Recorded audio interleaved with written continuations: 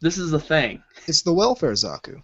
Yeah, it's a wannabe Zaku, and it's like no, Zakus are cool. They have heat hawks and shit. I don't know. I always love like Oh, arcade. I was talking to Villainous last night, and I told him my plan. I'm gonna make myself, and I might actually take my airsoft gun and do it with this. I'm making myself a Zaku machine gun. I looked at the Zaku machine gun, like the MMP-78 from 0083, and it's basically an M4 with no magazine, the handle thing at the side, and the magazine at the top. So, well, you got to make sure to put stickers and shit on it. Oh yeah, I'm gonna have like all the little danger things in like tiny text. Oh yeah. Alert. Are you gonna dress as Zaku? Are you gonna make yourself a Alert. I would like to someday. I imagine roll up at AB as a Zaku, yeah. Gotta be Comiket level, because I've seen some excellent. Well, here's how you know when Go big or go home.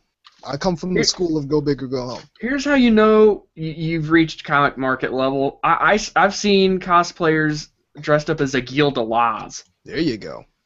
And like it doesn't get much more hardcore than that. Here's how you know when you hit Comiket level, when you're Shimakaze with no underwear. That too. Yeah, Shimaka or what's her face? Ryoko Kill. Or any of the Strike Witches with accurate pantsu. There you go. I don't know what are some of the most like stripperific designs that you see people dress as? That's an episode right there. Oh god, the one from and I think I actually saw someone dressed like that, but it was I think it was Yoko Lagan's pretty stripperific. Oh yeah, one of the characters from Saki, who's like really because the underwear does not exist in Saki. It was never invented. Just this Strike, which is it's underwear but no skirts. Well, right. It's Shimapan. That's basically it.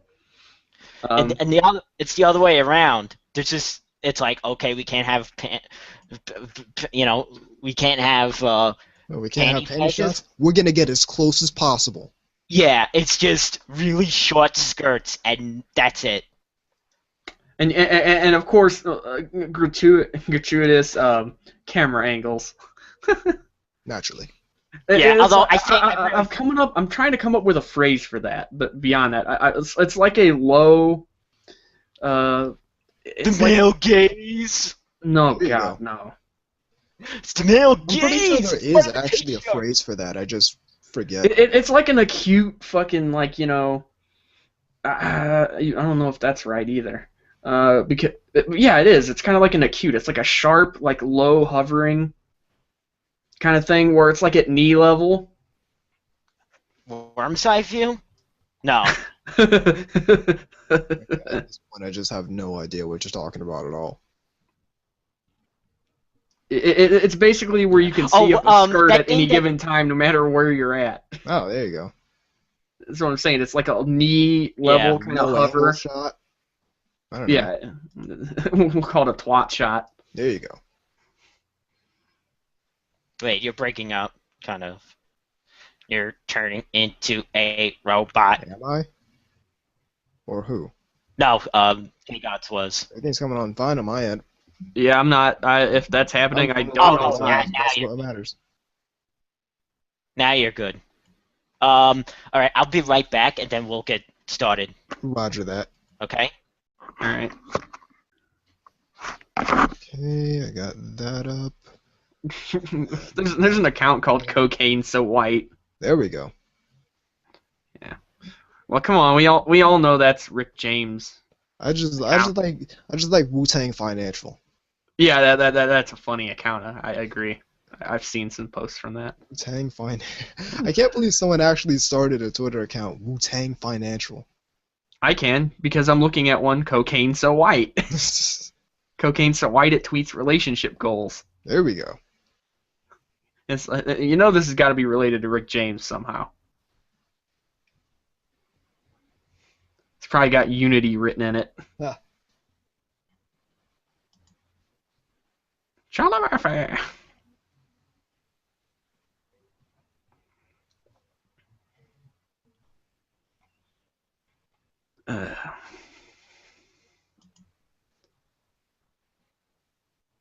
So we on board for complaining about the weather? Sounds good.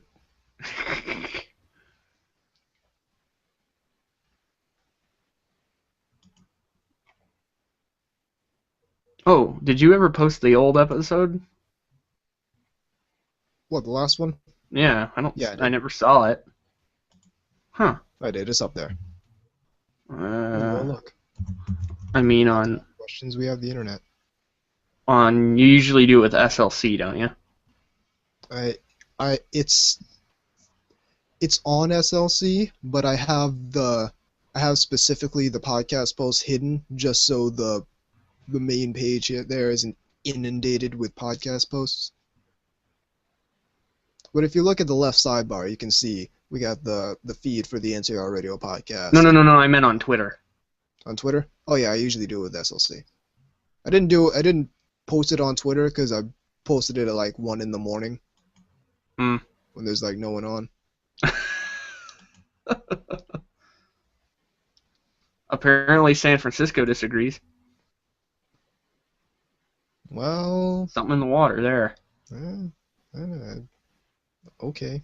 They're up all night complaining about privilege. They can disagree. It's about all they can do. They can whine. Pretty good at that. I see you have changed your avatar yet again. Yep. That. Have you heard of that We Heart thing that happened? I think I'm a little out of the loop, but what's going on? So this dude started this whole thing, We Heart. So it's like, okay, we're talking about inclusion in gaming, and nobody should be, nobody should feel like they're not included. So we're doing this We Heart thing. Except this guy is like anti-Gamergate to the max. So he's doing this stuff, and he's got the We Heart thing going, and he's also like hating on Gamergate. So what Gamergate did, took over the heart thing, and now he's pissed. Oh yeah, I wanted to know. Like, I saw your Lelouch thing, but what is this We Heart thing? So I was that's just based explaining on? to K guys. It's this guy who came up with this like it's like a campaign called We Heart. It's about inclusion in gaming, and we want to have everyone should feel like they're included. Nobody should feel like they're being pushed out or whatever. Except the guy is like anti-Gamergate. So he doesn't think that the Gamergate people should be included in the We Heart thing. And it's not even like he's sort of on the down low with it. No, he's real in your face with that. So Gamergate took over the hashtag and took over the campaign, and now the whole thing is just hilarious. Oh, dude, like what a fucking idiot. Like okay, how dumb do you have to be? Like, oh, this is a symbol of inclusion, except for you. Except for you, exactly. You know how fucking stupid you sound? That's just like some of the nerd things. It's like, well, yeah, that's exactly what it is. Yeah, it's the same kind of personality. Precisely.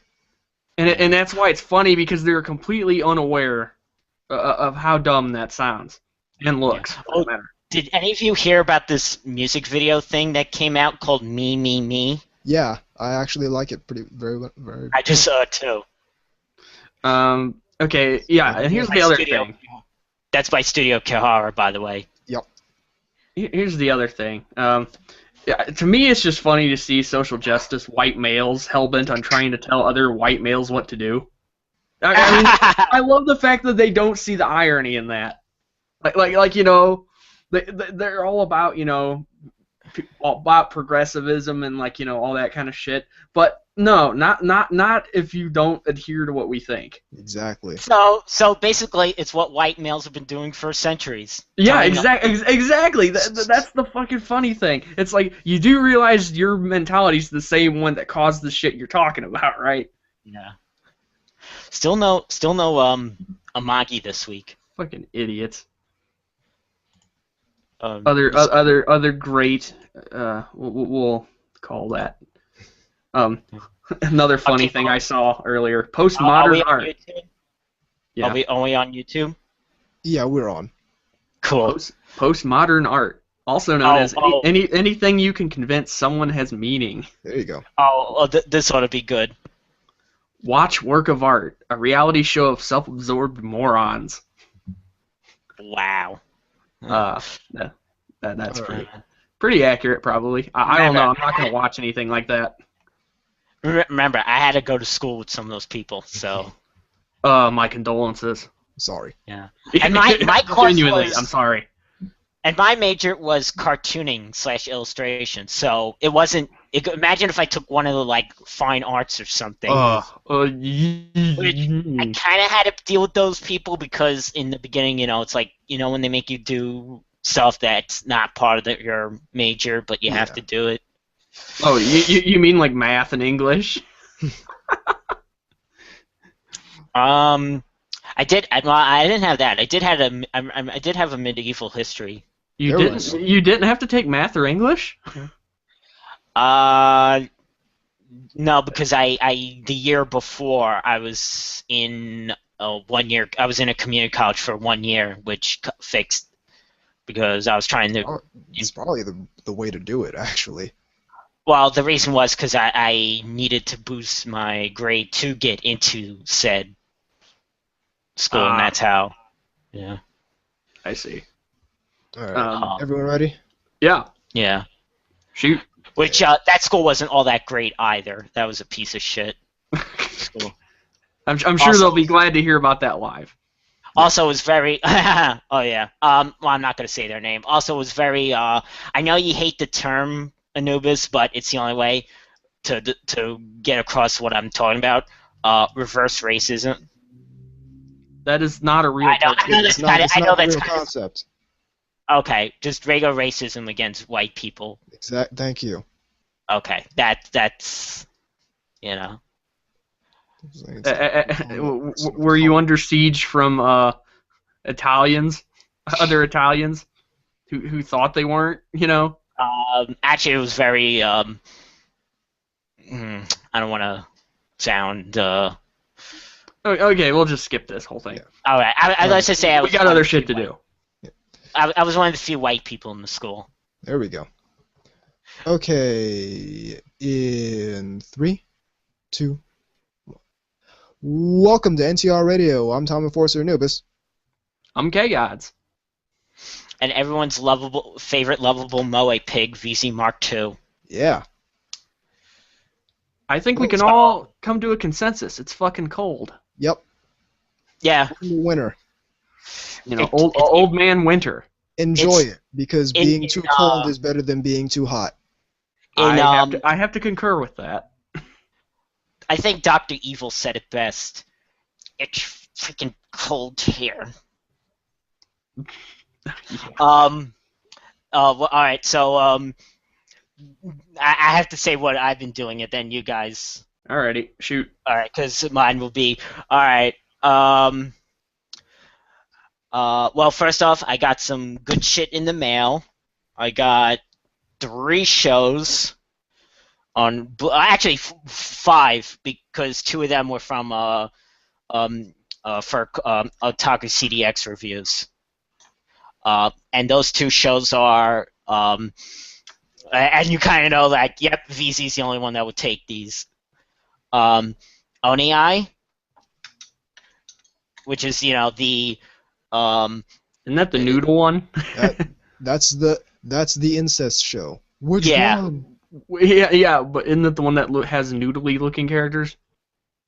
Or am I thinking of something else? No, that's a different one. It actually did have nudity in the. I didn't say nudity. I said noodly, as noodly. in Kinda, yeah. That's a different one. I know which one you're talking about, and that's a different one. Okay. No, this is the one that. I love the fact that you said the incest show, and we're all like, which one? Exactly. This is the one that. Remember, there was that British magazine that wrote about it, and it was like, Japan, stop it.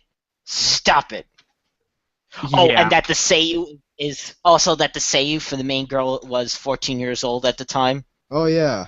Oh, I remember something about that. Yeah, I just kind of like mentally blocked out any of the comments about it. Okay. Also, the other show that I picked from to review is I don't even have to say the real name. I just say what our nickname for it, and you already know, lesbian titty ninjas. Oh yeah. Oh yeah, Senran Kaga. I bet the Collection DX people were really chomping at the bit to get both of those shows. I bet your competition for getting those review copies was enormous, astronomical. I might have also, even though I never seen this show, I've heard good things about it, but actually that kind of scares me. That things, but there's the show, but I already have enough to the show called The Devil's a Part-Timer. Oh yeah. I enjoyed what I saw of that. Well, that's another thing. Only in anime could you ever hear, I've heard good things, I'm worried. Well, see, when you know which type of people are saying it. Yeah. And then exactly. I know what you mean. Yeah. That kind of not all the time. The same kind of people who think Inferno Cop is some kind of like modern Marvel. Well, I mean, there were people. Inferno Cop. That was weird to me. The air just went out of the room when I said that. Like everybody was speechless or something. Like everyone kind of had to recharge for a second after you said Inferno Cop because that was a thing. We'd all forgotten Inferno Cop. Then you just reminded me. Which, by the way, sorry, I'm gonna probably burn some bridges, with this comment. Inu Battle, the show with the long title. Inu Battle. The show with the long that's title. Trigger's best show. That's Trigger's. Shots fired. Ooh. I said Inu Battle. Ooh. I said Inu Battle. I know. Shots that's, fired. Nuclear launch detected. Yeah, that's Trigger's best show. And now we've lost half of our viewership. I like Kill la Kill too, but you know what? This is more my style. Because it's a harem thing. It's a school. Wow. We're gonna get hate mail. I just know it. I mean, yeah, like, but I mean, I'm all pumped for Before My Body Is Dry. Every time they played that, you know, the heart started beating. But this one, especially the last episode of Inu, the previous episode of Inu Battle, everybody lost their shit over because it was basically the show's equivalent of the reason you suck speech. Yeah, I saw people live tweeting that on Twitter. The normal girl. I need to get on this show now. The normal girl. I might watch that episode and then watch the rest of the show back. The normal. Well, episode 2 was very like I don't know, like what's the word? Like Twitter. Yeah. By the way, I'm on Twitter now. Very Twitter. Hide everything. Yeah. Okay. So moving along. In the mail came. I'm just gonna say they're fan. They're just nut bladder wide heads special. Silicone titties and lonely girl really wants a friend. That's a mouthful. One of the Hidamari sketch specials. Yes, that's gotta be no Kame. No right? Kame. Yeah. And then that's Watamote. Yes. Yeah, I got it right. Successful. Okay. You won $10,000. All right. One more thing. I wanted to say, and then you guys could tell what you're doing. I marathoned this week. I marathoned the fuck out of Amagami SS. Everything. I like it. Both seasons and the specials. I liked it.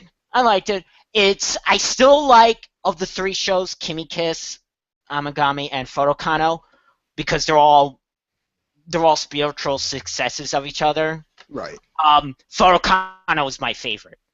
But I can see why people like Amagami. It's definitely the fan service. It's there. It's just it's more subdued. It's subtle. It's very subtle. I do like some of the characters. I'll probably get shit on, but my favorite was either Sai or what was the chubby one? Ryoko?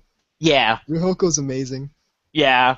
I also like Sai. I actually also really like the sister. Of course you do. Yeah. Because Kanasumi voice. But no, it was a pretty good show. It's you might like it, K-Gods. I definitely recommend it. Okay. Yeah. Well, especially around Christmas time, because that's what it's about. I And have a never-ending backlog, so. yeah, it's the meme. It also spawned the meme of the Amagami challenge. Oh yeah. Yeah, which Yep. is basically trying to get a girlfriend before Christmas. Right. Okay. I have a bit of a tangent to go on here, and everybody knows what it is, I think. Okay. Have you seen how crappy the new Sailor Moon Blu-rays look? I've seen what the TV looks like, Yeah, but I mean the old version, not Crystal. that that It looks horrendous. yeah. Like some of the images are just like, wow, they actually released this? I listened to the A&N cast where Zach Birchie pretty much answered the hard questions to the Viz people. Yeah.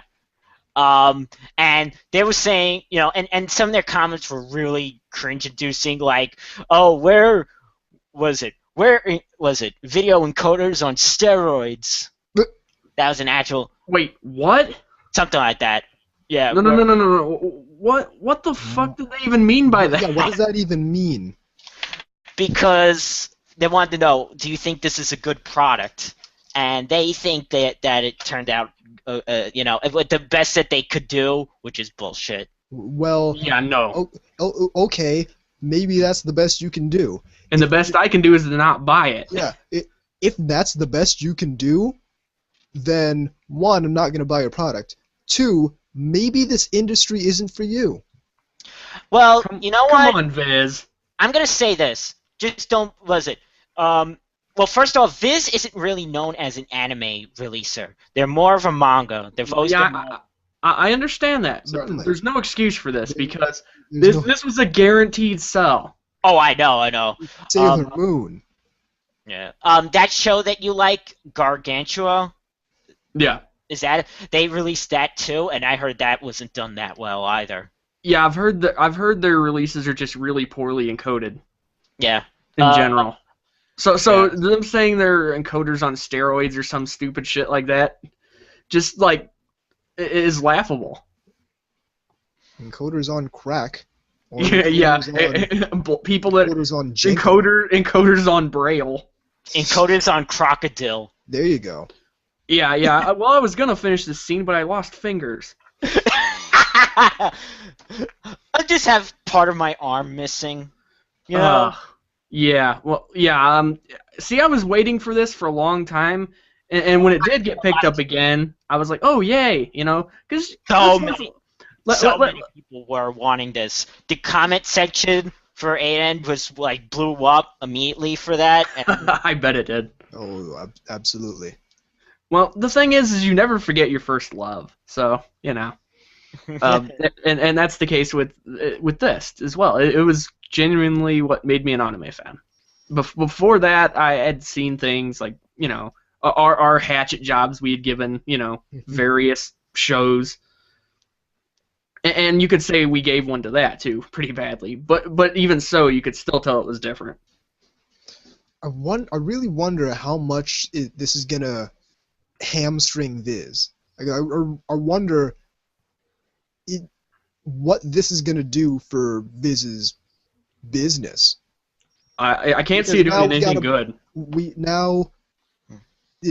got a bad product, and we have a whole bunch of people who aren't going to buy the product and might not ever buy a Viz release ever again. Well, there's some people who might not just buy anime ever because they're that stupid. Well, no, that's just a general fact of the fandom. But you also got the people who are gonna buy it and gonna find out that it's crap, and this was probably gonna go into Walmart. Yeah, so we're gonna have a bunch of people who buy it from there, find out the release is crap, and then they're not gonna buy a Viz release ever again. I mean, it kind of reminds me of how bad some of those DBZ bricks were.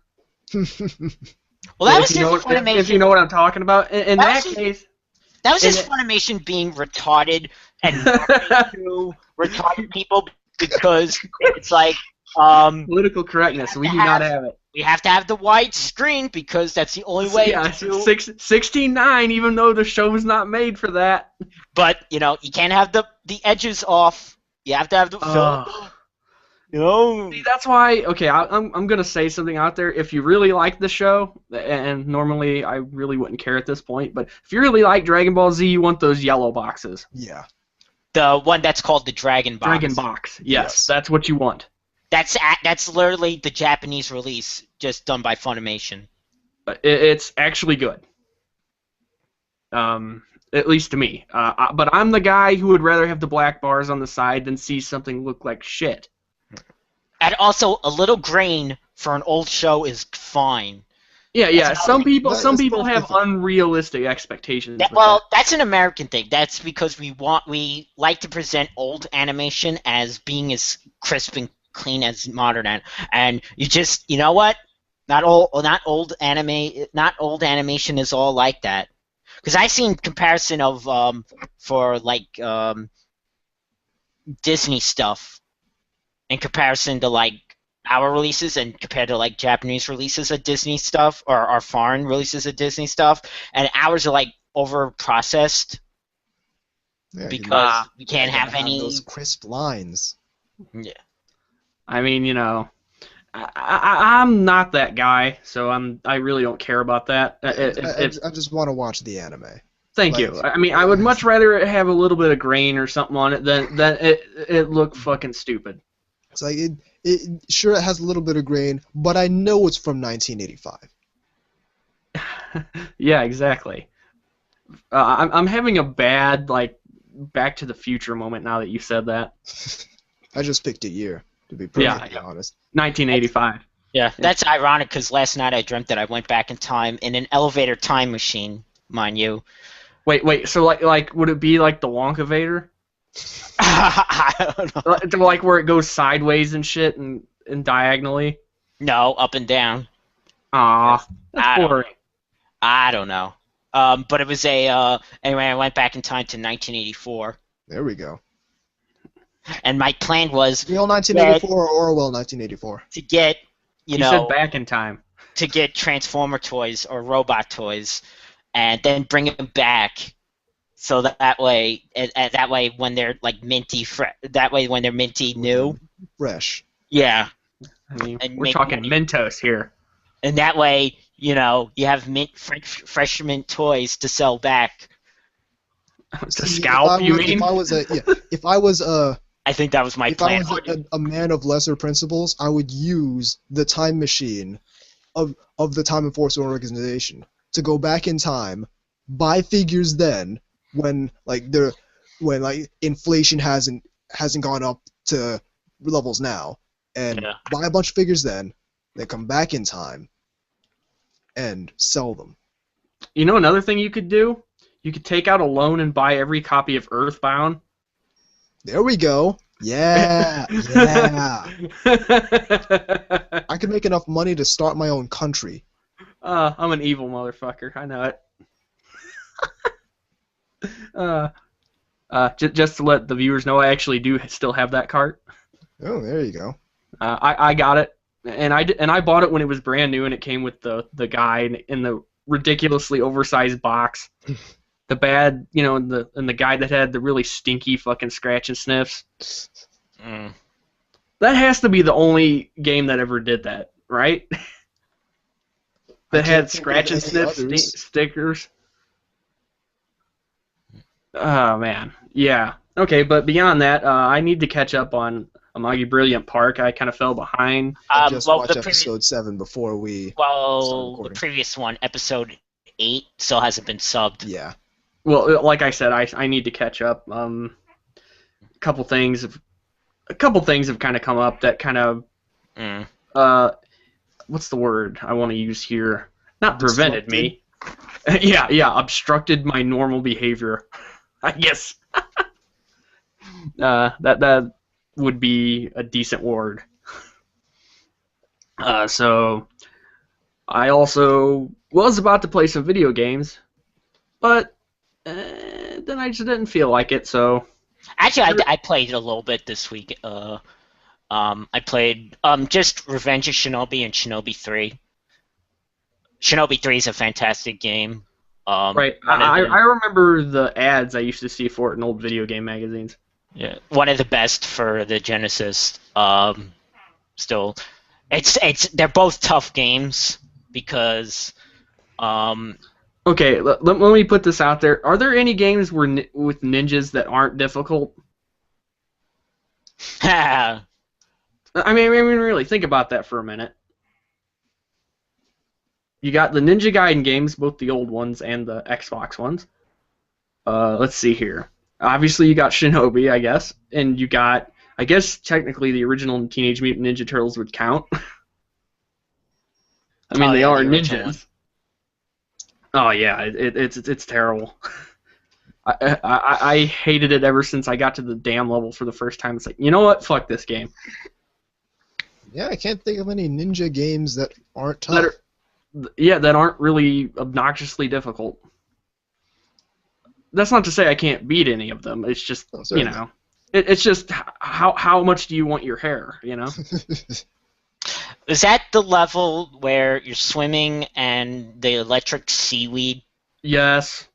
And you have to disarm the bombs, and like you gotta rhythmically move through the thing. You have a timer, and you got these like a little electrical things that go in and off like on and off like a Mega Man level almost. And yeah. And then like the one things can kill you instantly, and then there's the seaweed. I didn't know until like people like the Angry Video Game Nerd and all that was considered a bad game, because anyone that I knew that, because I didn't have everybody had NES. Everyone that had an NES that I knew had that game. Yep, me too.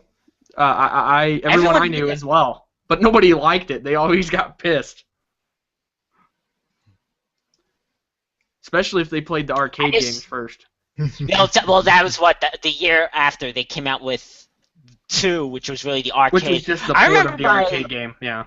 Yeah, I remember my brother playing the actual arcade game, and I think if he didn't beat it, he got very close. Like, he got like at the end, pretty much. Yeah, because it's more of your typical beat 'em up, just, you know. Yeah. Where like endlessly spawning like foot soldiers come after you, various different stripes and varieties and weapons and stuff, and you just got to beat the crap out of them and kill a boss at the end. I just remember the balls that come down the steps. Oh yeah, the bowling balls. Yeah, dum, yeah, dum, dum. Yeah, and they could flatten you with that really goofy little animation, and it made that really just like piercing noise when it happened. It's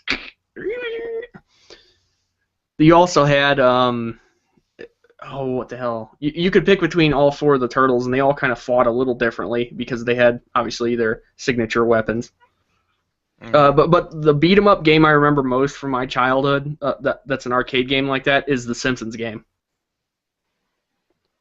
where you could play as Marge, Homer, or Bart or Lisa, and you know Actually, Maggie. Okay. Do you remember this one? The X-Men game. Oh yeah, because you could play as Wolverine, Storm, and all them, and it was like that. It was a beat 'em up where you know. It was 4 or 6 player. I forgot. I think it was. I'm pretty sure it's 4. I thought it was 4. Quite frankly, but I can't remember. It's been so long. Yeah. I mean, put it this way: the last time I had played it, I also played Time Killers. Yeah. Yeah. I'm saying I have no context for anything you guys said for the past 5 minutes. Time Killers was this. Isn't that great? Time Killers was this fighting game where you could hack the limbs off. And you still had I to don't fight think I ever played afterwards. That sounds like Yeah. reminds me of Bushido Blade. It That was kind my of was game like for that. about 15 seconds. But like, you know, it was a little more cartoony than that. Yeah. It's Like, like dude, you had a guy with a chainsaw. You know. you'd be hopping on your leg. Yeah, While exactly. still They'd take fighting. one of your legs out, and you'd just kind of be hopping along, you know, with whatever weapon they had. You know, I can't remember all the characters. I remember there was a knight, there was a giant caveman-looking guy. Wasn't there some kind of like praying mantis-looking thing or something? Like just some kind of ant, or I can't remember. Again, we're talking years and years and years ago. Yeah. This is decades old shit. Yeah, this was like when I was. I don't even know if I was 10 yet. So. Guaranteed way before I got into it. Yep. Primal Rage was one I played a lot too. Jaguar. Yeah. Right. Primal Rage was one fighting game. Yeah, and that was a Midway release, wasn't it? I think the guys from Midway made that because it also had finishers, like, you know, the one guy just like pissed on you. I think Atari did. I think Atari did. I can't remember, but I do remember the reviews for it, like in old GamePro magazines and stuff, saying that, you know, like it was Mortal Kombat with dinosaurs. Yeah. And I remember, like, you get this big gorilla like looking guy that just like he pissed on you and it was acid. It's just like. And fart on you. Yeah, exactly. That's what I remember from it.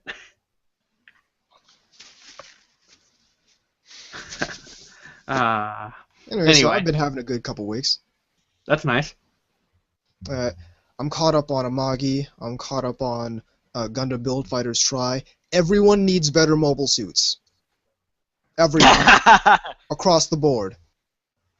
The Bill Burning Gundam is it's okay for, you know, something based off G Gundam. The SD Gundam, that homegirl pilot, the winning Gundam, get rid of that, go back to the Power GM Cardigan. There was nothing wrong with that mobile suit whatsoever. What else? Lightning Gundam is fine. Lightning Gundam is completely fine. I want to know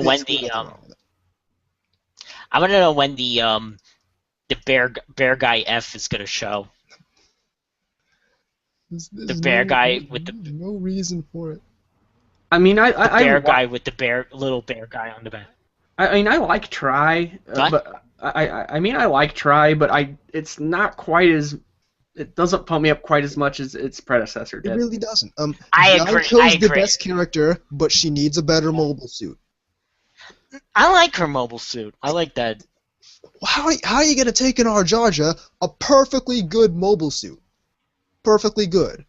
And okay, let's get rid of the gun because somehow we don't need a gun, and put 2 Gyan shields on it because they're Gyan shields. Here's a great idea. Okay, we're gonna take all the weapon systems, except for the beam saber, all the weapon systems, and put them inside the shield, which is the thing you protect yourself with. So you're either protecting yourself with all of that ordnance inside your shield, or you're not protecting yourself. Would you say... Here's what happens in Mech Warrior 2. If you get shot up too much and your heat level goes up, all of your ammo will cook off inside your mech. And hopefully you have the auto eject system on. Hopefully it works. Because if not, all your ammo just exploded inside your mech and you're probably dead. So that's what happens. That's my thought, what happens when the Gyan shield takes too much damage. Whose decision was it to put all the weapon systems inside the shield? The thing you protect yourself with. That seems. I'm loving I know. I'm actually really enjoying Reconquista. I did not think I would enjoy that. So I don't care. It doesn't make you don't know what anyone knows what exactly is going on. It's Tomino. It's something. Yeah, it's Tomino, and something happens in every episode. There's always a mobile suit fight in every episode. That's all I care about, and it doesn't look like ass. It doesn't have horrible. It doesn't look like artificial. There's very little 3D CG. The 2D art is quite good. The designs are actually nice. Yeah, I like the design work. Even the character designs are fine. Character designs are great. I don't know what some people are not digging in it that much. I don't know, wingnuts and seedlings. Yeah, so a lot of those people probably got into it with Wing, probably got into it with Or Seed. Double O. Ew. Like, Double O first season's great, but then they completely... Like, the first season would be amazing if the second season just didn't exist. Because everything the second season did invalidates the entire first season. Double O didn't pump me up. Okay, let's calm down here for a second. On board with Double O. On board until second season. Because you can't really argue with a character named Lock-On. Lock-On Stratos? That's a sniper? Yeah, exactly. That almost does sound like something Tomino would do. Every sniper who isn't named Lock-On is now inferior. Oh, yeah. They're not named Lock-On. The only thing that would have named him, the only thing that would have made him better is if he actually shouted Lock-On whenever he achieved target lock. Okay, since we're talking about the new Gundam, I should mention that it does kind of have that older kind of look to it, and you can clearly tell Turna Gundam, the visuals, that you could see some of that. Oh, absolutely. Which is not a surprise, obviously. Yeah. I mean, it's not like that came out of a vacuum or something. But yeah, I'm enjoying it so far. I'm interested to see where it goes. I have no idea, but. And did you know that the Origin, that first one's coming out at the theaters? It's gonna be so good. I'm so pumped. Second trailer was much better. For some reason, I can. This is the type of thing I can see Anubis propositioning people to give him a cam rip. Make Anubis give Anubis a trip to Japan so he can go there. So I can go watch the Origin. Let's go. Or pay a guy to sit there and rip it with. I still think it's retarded for them to do the 3D the CG for the mobile suit stuff. I don't understand why that's being done when the same exact when what I want the 2D is being done in Reconquista and because it's not the same people. Not the same people. But it's Sunrise. It's Sunrise. Yeah. It's not the same people though. Sunrise also did. Sunrise has. Yeah, exactly. Sunrise has Horizon on the middle of nowhere, and also Valve Rave. Also Love Live. So let's let's be real. Let's bounce the scales a little here. Anyway, so all right. It's been kind of a weird fortnight since the last time I was on here. You just said Fortnite. I know, me either. I think I just wanted an excuse to say it. But it's true, though. It was 14 days. Hence, a fortnight. Go on.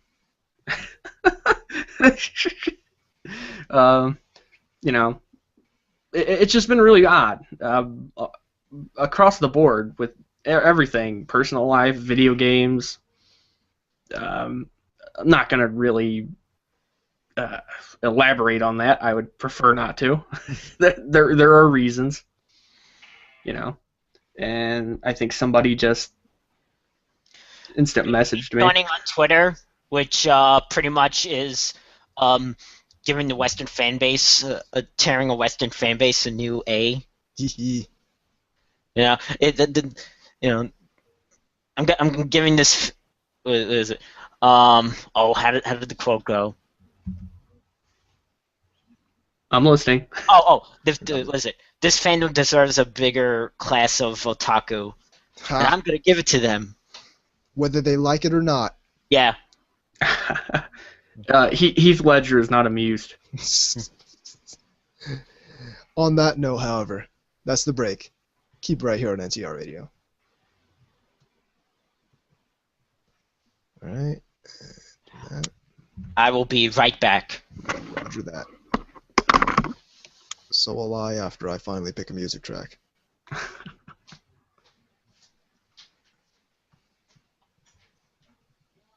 It's not a tumor. Let's see.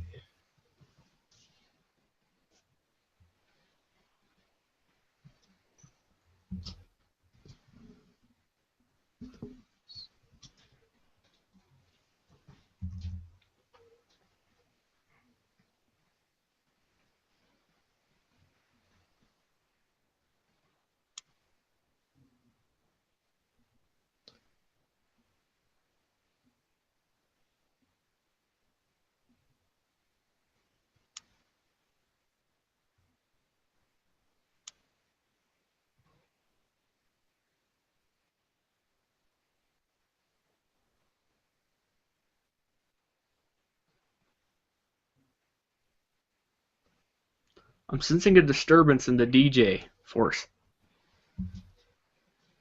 No, it's everything's going as it normally does. I'm taking 18 years to pick a track.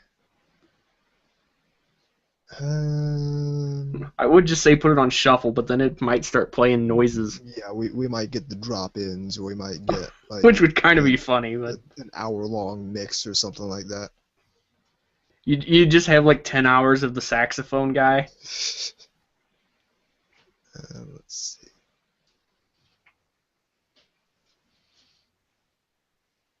Let's do that one.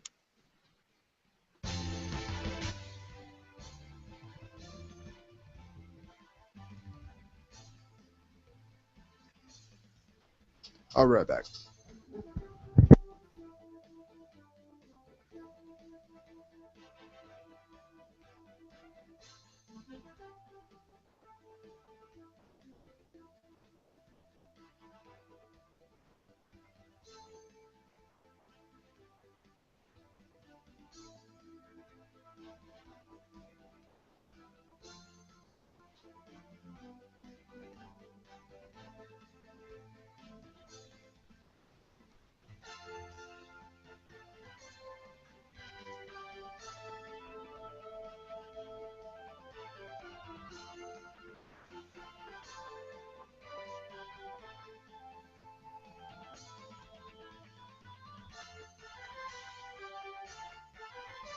I'm back.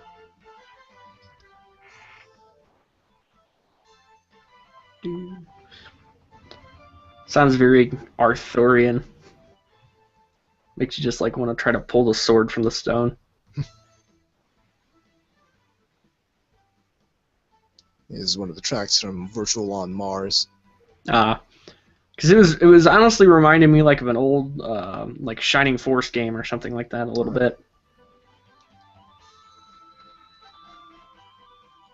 Or even a little of Mega Man X. Some of that kind of sounds a little like that too.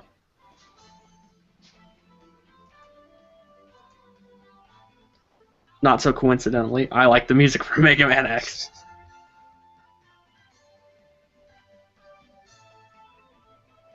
Everybody knows it's about Storm Eagle. All 5 people listening picked that up.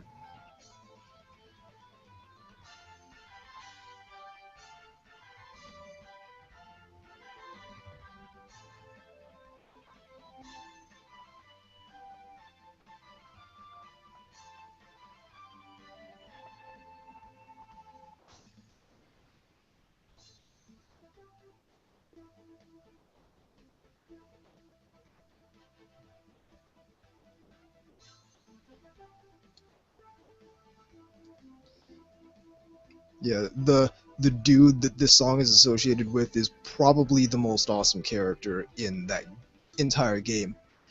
Possibly in the Virtual On universe. This friggin', yeah, his machine has machine guns. He doesn't use them.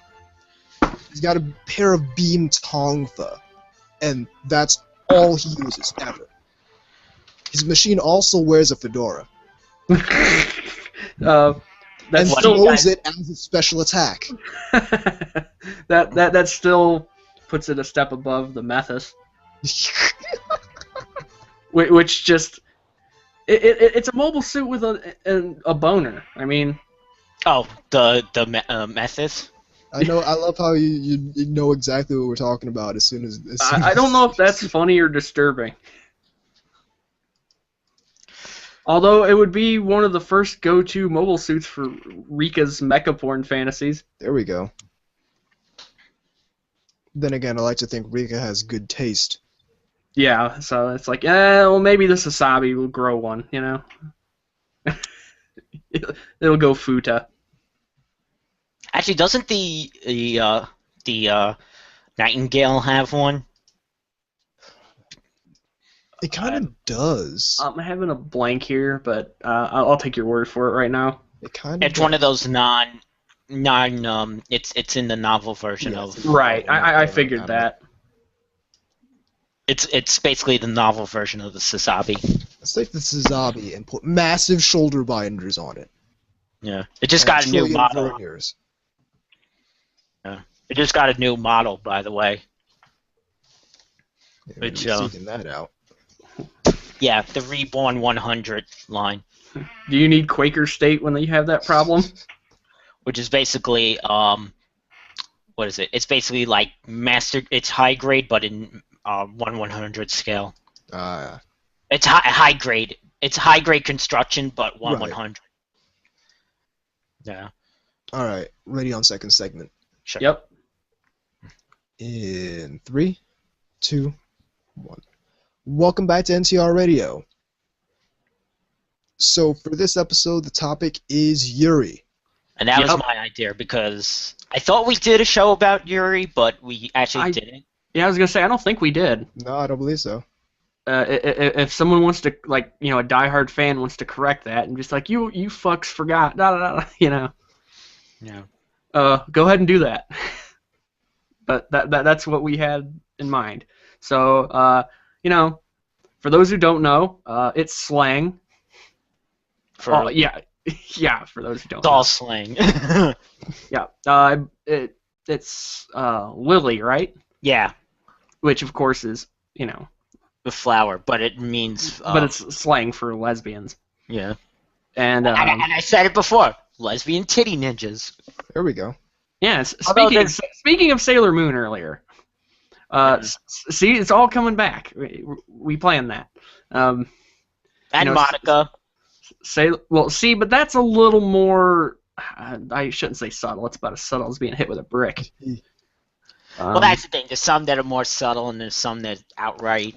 Which is kind of what we're going to talk about, because some things are just speculative, and other things I like how A&N for the category the genre listing for Girlfriend Beta has both Yuri and harem, and it's really neither of those things.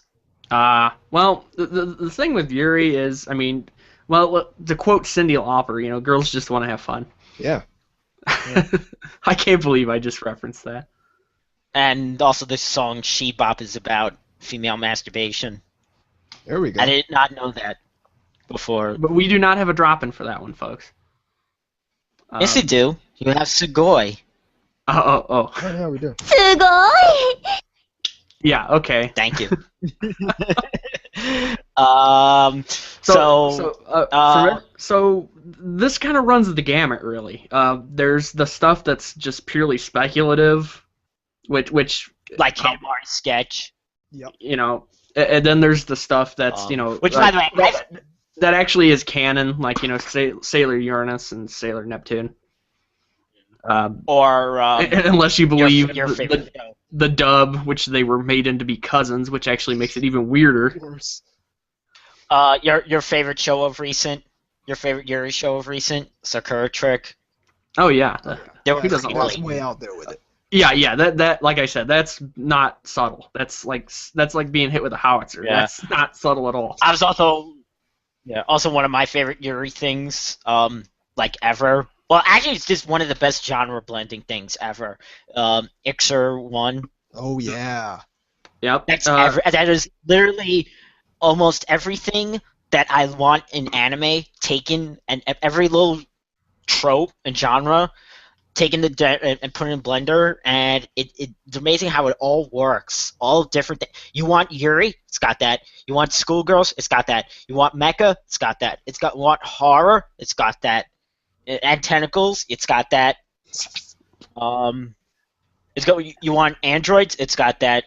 You know it's got a bit of everything. Yeah. You want high production values? It's got that. Jack of all trades kind of thing. Yeah. It's the potpourri of anime. Yeah. By the way, as far as like the Yuri expert in the U.S., I met twice. Erica Friedman. Right. And when I say Yuri expert, she looks the part. Let's say. Okay. The air just completely went out of the room. Let's just say she looks the part. This just got really awkward.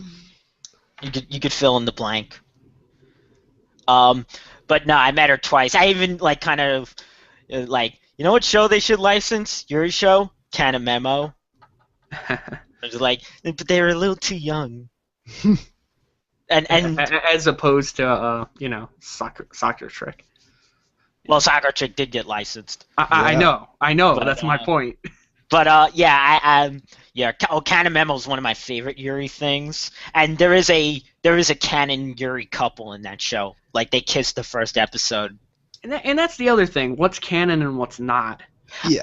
That's a big thing with me because like the aforementioned Sailor Moon, that's canon. That's established. That's not your imagination. Kiss. Do you see the girls kiss? That's the canon. Do they hold hands and do this kind of stuff? Or if it's hentai, are they munching each other's box or? Yeah, or is it more like Hidemari's Sketch or K-On! Where one girl just really likes the other girl? And it comes more into the speculative, Does Yui Hirasawa really like Azusa? Or does she really, really, really like Azusa? Does she like Azusa? Although for some reason, why is it always I think Yui being asexual? I don't think that. It's just maybe it's because she's just the most innocent of. I think that's more naivete than anything else. Yeah. Whenever you're looking through that keyhole when you're watching K-On! yeah, because that's exactly what you're doing. That has to be one of the dumbest fucking things I've ever heard in my life. I mean, that's almost up there with fun. Is a neurological trick. Yeah. All right. Does this qualify as Yuri for not? Yeah.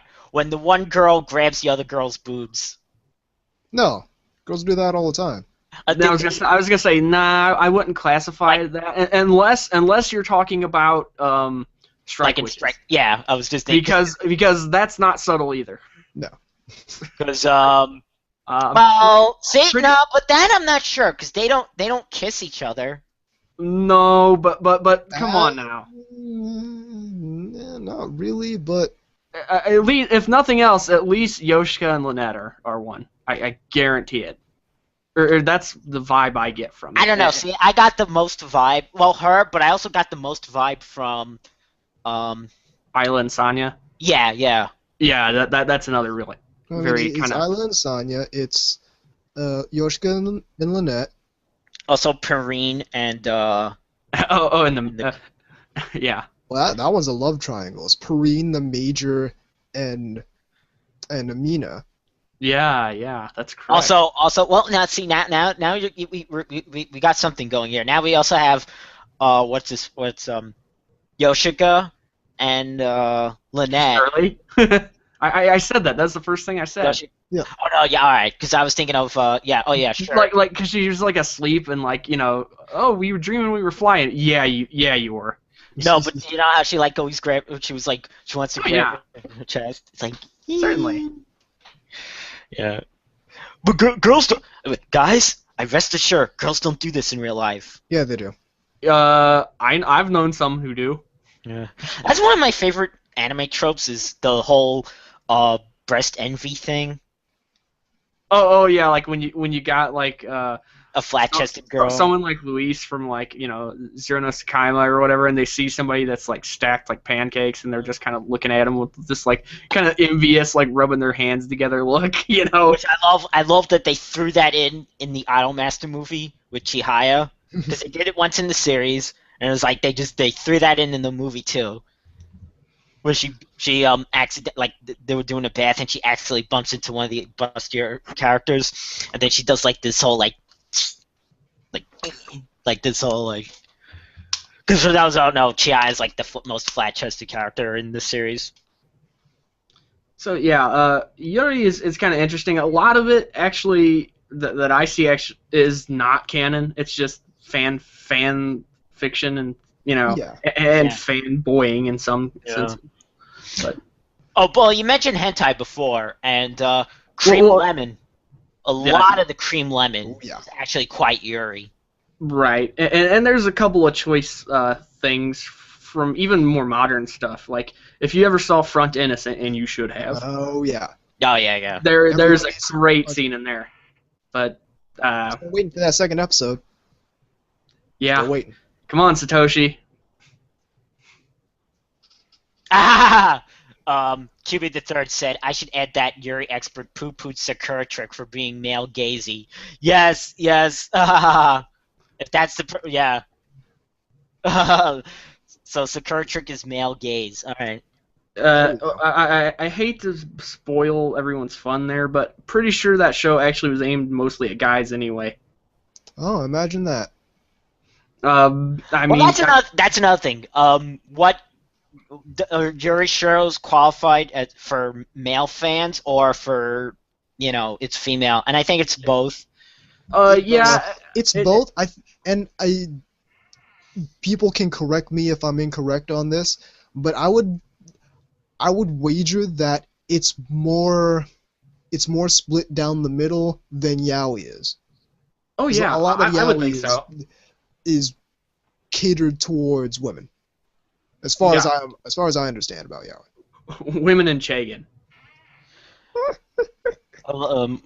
Yeah. One of my favorite Yuri shows. Now this is an interesting thing because I love I love Yuri, but the K-Gods couldn't get into it, and one of the reasons was because it's not really out there with its Yuri.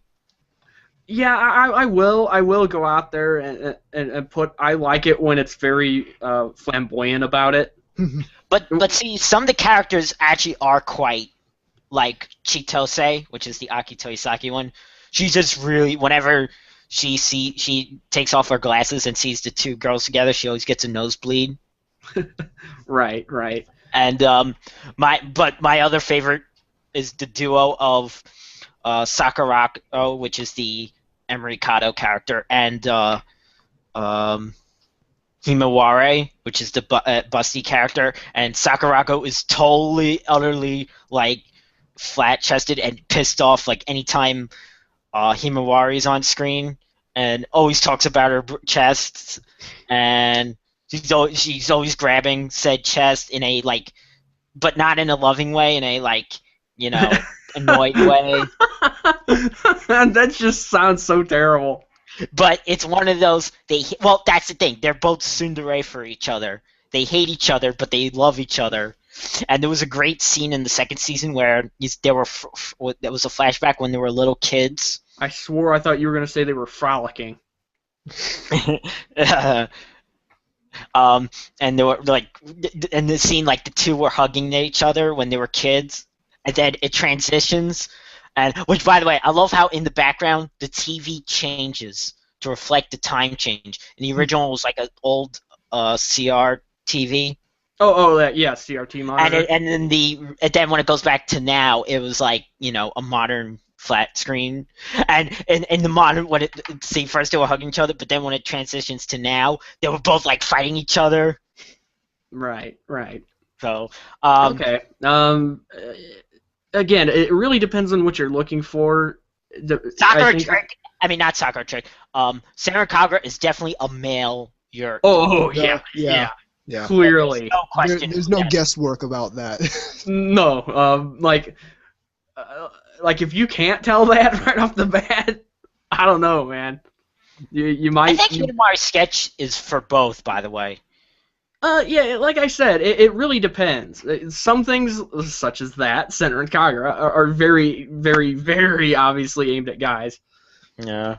Also, in the more subtle category, there's stuff like Kinira Mosaic or Gochi Usa.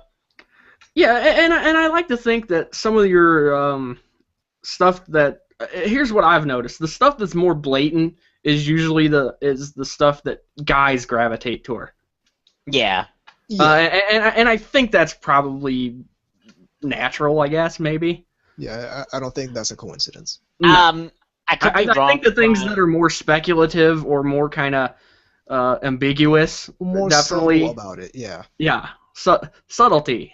Imagine that. I don't want to be stereotypical, but I feel like probably the stuff that's Yuri for actual women audience, it probably is more is more about the thoughts and feelings category than rather about the blatantness. Well, right, and I also think I don't think you're being. No, I think you're just being observant. I think that's just an observation, and I find that to be pretty on point as far as I'm concerned. It's like a male fan would be like, "Hurry up, get to the tribbing." I did not ever say that. Oh, wait. We're not talking about me? Okay. Sorry. Come on, Sakurako and Himawari. Make up and start tribbing each other. Holy scissors, Batman. Okay, but really, I also, and again, maybe you guys can throw this. Text, by the way. You can throw this, kind of correct me if I'm wrong on this one, but wouldn't you say that it tends to be more women tend to like manga more in that regard? I probably want to say yes in that. It just seems like that. It just seems like I've seen more of that. Yeah. I mean, I wish we could have had a guest on here that could confirm or deny. But, yeah, that would have been cool if we had a guest that was. But we to a certain extent, the manga medium is simply more wide and diverse than the anime medium. Yeah, omniscient as you are. It's just kind of everywhere. Yeah. We have a comment here. Have you guys seen Kanazuki no Miko? I've only seen 4 episodes. I've never got around to seeing the rest. I know what he's talking about. I know what he's talking about, and I've intended to watch it. It's on my list somewhere, but I haven't seen it. Somewhere in the K's? Somewhere. Mystery of the Shrine Maidens. Yes. Right. Like I said, it's somewhere in the K's in the backlog. Yeah. Anubis, I got to point this out. This is kind of off topic, but one thing I've noticed about you, about having a backlog, is that you don't just have a backlog. You have backlogs in various states of completion. Yeah. There's anime that I've watched. That would drive me crazy. I'm like, okay, I'll come back to this, and like 2 years later, I still haven't come back to it. Yeah, exactly. I'm the complete opposite. It was like that for me with Space Battleship Yamato 2199, where I'm just now continuing on it, but I started it like a year and a half ago. See, me, I'm the complete, like, there's shows, like, if I'm going to watch something, I'm going to watch all of it. If it doesn't do it for me, I drop it early on and almost never revisit it. See, it's not even about shows not doing it for me. It's just that I watched the first episode and just never get around to watching the rest of it for one reason or another. Yeah. And what were you gonna say? I was gonna say, well, and sometimes, it's not always the destination. Sometimes it's the journey. Yeah. Yeah. Whatever that means. Another really good Yuri show that it's quite blatant on its Yuri. Is Simone. Oh, I have that. It's also really nice Yeah. looking. And I also really like the artwork for it too. Yeah. It has kind of that I don't know. It almost reminds me of Magical Girls stuff a little bit, in the sense that from that time period, like Magical Knight Ray Earth and things like that. I can't quite explain why it does, but it just reminds me of those kind of shows for some reason. Who put it out? I like I've got all of it on my shelf. I just don't remember who actually put it. Media Blast. Was it? Yeah. That was Media Blast. That sounds like something they'd put out. Yeah. They even did the short-lived. Oh yeah. They did a short-lived. Nah, I've not heard anything about Ladies vs. Butler. Yeah, but we still got to bitch about it. Yeah. That's gonna be on the That's gonna be on like the, to-do list. It's like, okay, podcast, bitch about Ladies vs. Butler. That was their short-lived Yuri fan line. Right. And on the back it has two, the woman's symbol, the Venus symbol. Yeah. Yep. You should have had one interlocking with another. No. See, that's what actually is occurring in the show. You gotta watch the show to get that. Yeah. It'll. Okay, I'm not gonna go there. Yeah.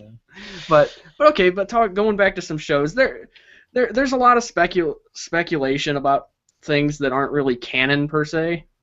Like even with newer shows like Kill la Kill, Yeah. A lot of people were turned off by the fact that what's funny? Okay, right now Girlfriend Beta, people complain that there isn't a male protagonist. Wow. That it's just and I'm like, but then year before with Love Lab, you're complaining that they're not Yuri, that there are male characters and that they wanna, that they're essentially straight. It's almost as though these people are going to complain regardless. Oh yeah. Because they just don't like the anime. You will never make these people happy, no matter what you do. They're going to find some kind of contrived reason to complain about stuff to try and make the anime look deficient, when really it's not, and really they just don't like the show and want to try and justify it by saying it's a bad show, when really it's a perfectly fine show. They just don't like it. It's almost like that. I'm not saying it's like that, but it looks that way. I can't remember. Did you guys ever see Cool Devices? Yes. I've seen a part of it. Yeah, I was gonna say it really does depend on which part, because the quality is all over the map. Yeah. Best one was Yellow Star, by the way. Of course. Was there anything Yuri in that? I can't remember. Don't know. Was there? There might have been. I mean, the thing about that is, and again, somewhat going off topic, is that you remember either the good parts of it or the really bad parts of it. Oh yeah. And the really bad parts, for those who don't know, involved electrocution and waterboarding, basically. There we go. Enhanced event interrogation techniques. And girls dying in one episode. There we go. Bondage game. Futas enjoying themselves because there's no one else there. Naturally. This is good radio. But no, it's like one show that I wouldn't quite say it's like a good show, but I enjoyed it because I watched it back when I was young, and I still have that kind of bond to it. Steel Angel Kurumi 2. I never seen that, but I know of it. I remember seeing the cover. Yes, because the cover was very suggestive. The DVD case cover that looks has like porn. That you can. Especially with the flat-chested blonde one. I was thinking the pink hair, naked on the cover, with just barely covering parts.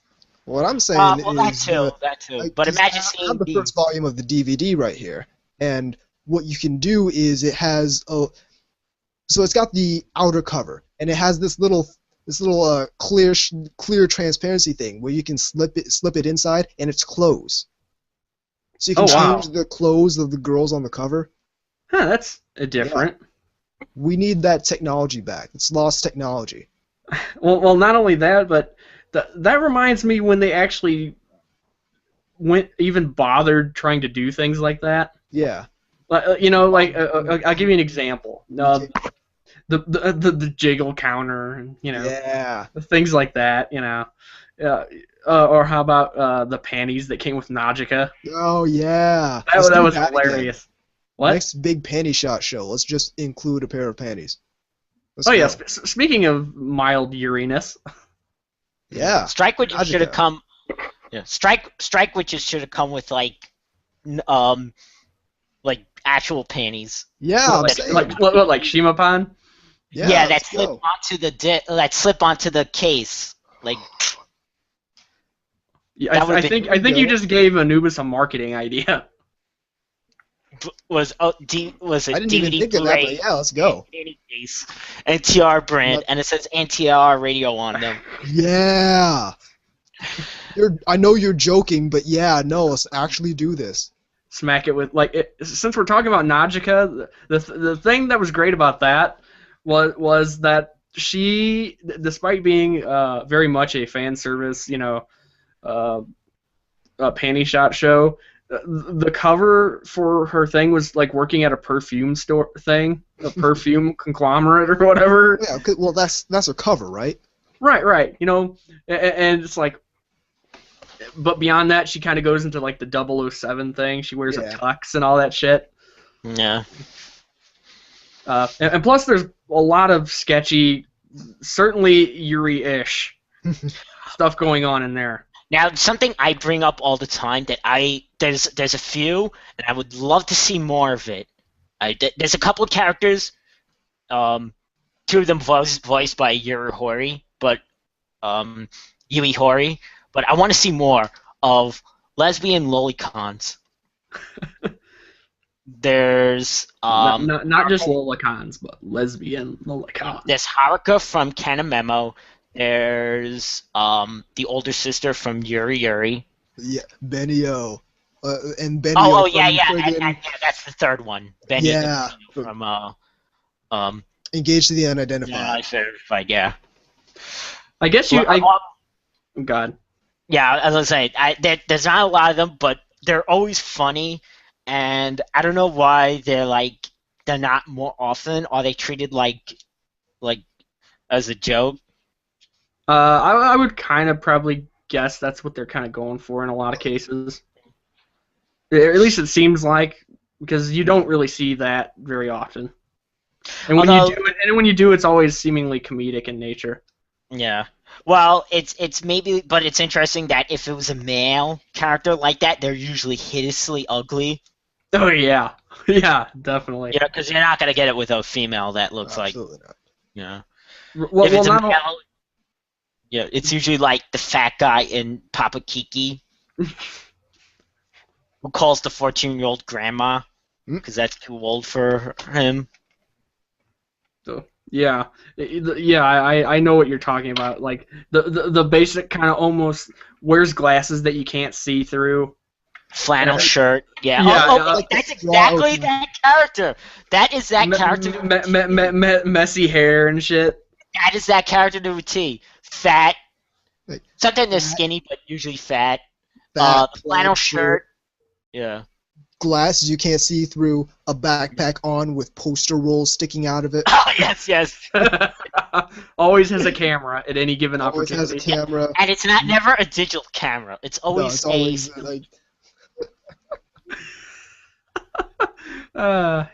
exactly. Sometimes they wear the little thing that goes around the head that ties. The head thing. Yeah. The head thing. Well, that could mean anything. And sometimes they have, like, acne or freckles. Or like, kind of a, let's see here, I don't want to say a grisly appearance because they don't appear as very manly. No. It's- Unkempt. Squalid. Unkempt is a better word, yeah. Similar to 10 miles of bad road. Wow. This character is you. The No, it is audience not. insertion. Um, It's funny how a certain A&N person looks just like said stereotype, more so than us. Well, no, let's be real, all right? That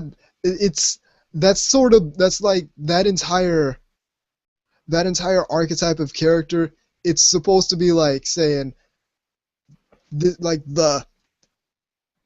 the average otaku, but the average perception, the average public perception of an otaku. Yes. right. This is what, when you hear the word, you think of this. Yeah. Well, it's not even like when you hear the word. It's when people hear Yeah. the word, they think of this. Well, Like, yeah, that when I said you, I didn't mean, like the listener per se. Well, no, it's not even because like it's not even like the audience of the show. Oh, no. That's When- kind of where the end joke is a little bit. Exactly. We think it's funny. We can laugh at that because it's caricature.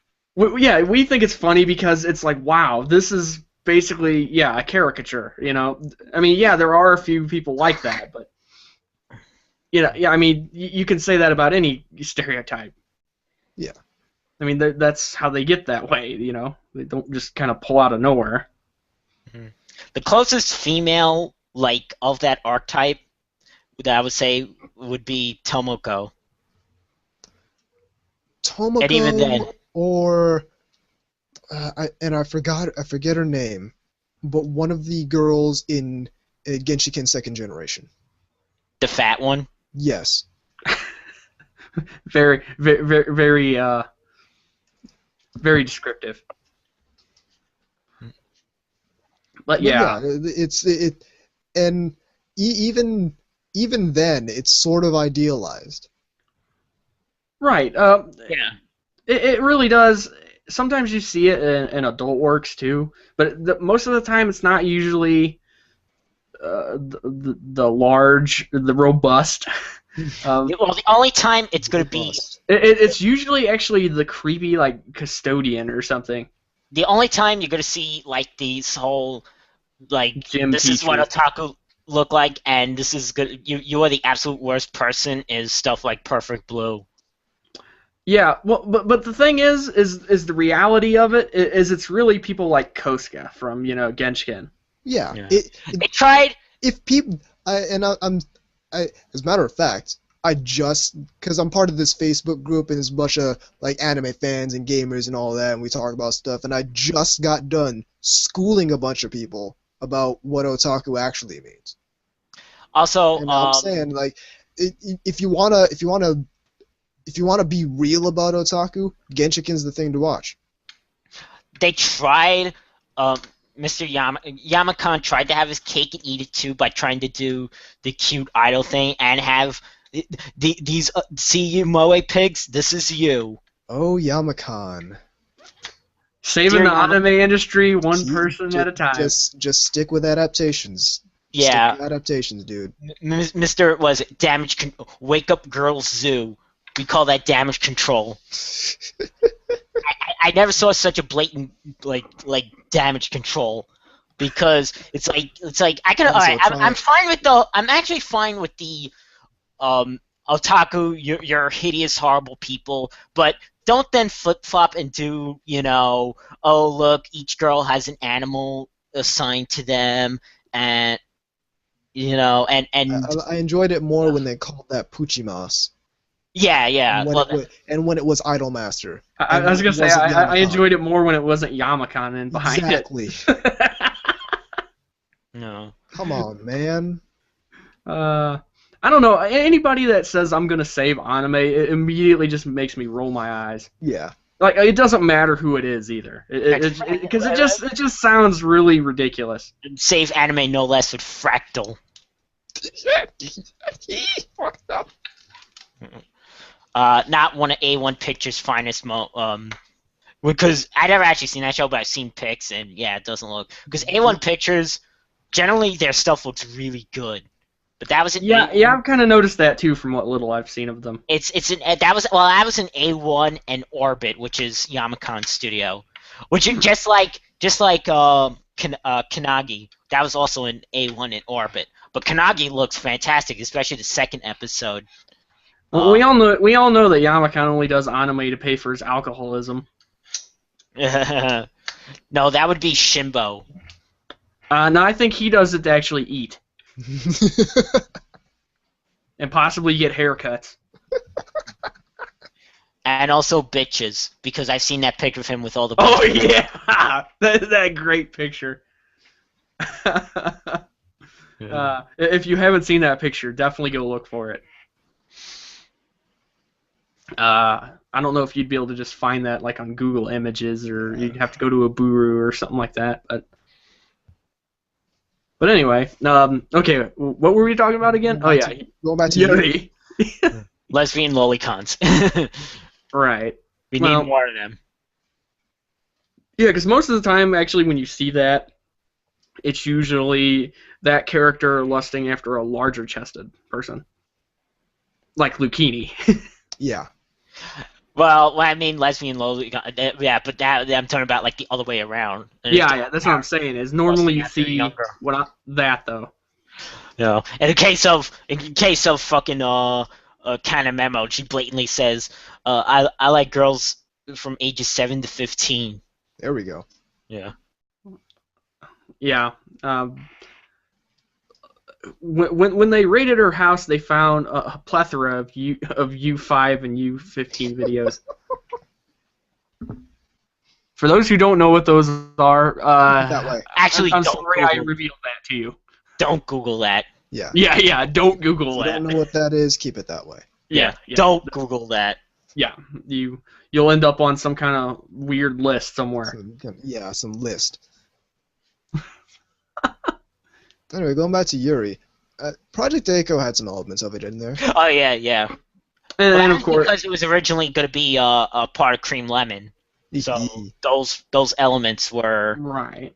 Revolutionary Girl Lieutenant as well. Yeah, which I unfortunately only saw the movie. I'm sorry. Bad call. Well, it wasn't. It was. I saw that. I told you the course I had. Well, no, I'm just saying it's a bad call that you haven't seen the series. Yeah. I didn't know what the fuck was going with that. To be fair, I didn't, and I watched this series first. Yeah. There you go. Which, to be fair, they also showed, what's the show? And they showed End of Evangelion. And if I wasn't watching the series, but just right before, I would have had no idea. Yeah, that would make absolutely no sense. Now that's just stupid. Because if I'm not mistaken, I believe the Utena film is a retelling of the Utena story. Yeah. But End of Eva is literally the the ending. Yeah.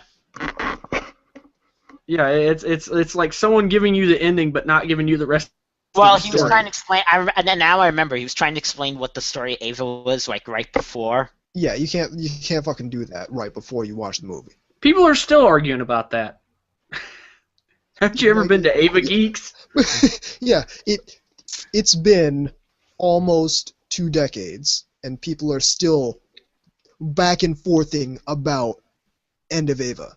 You can't just give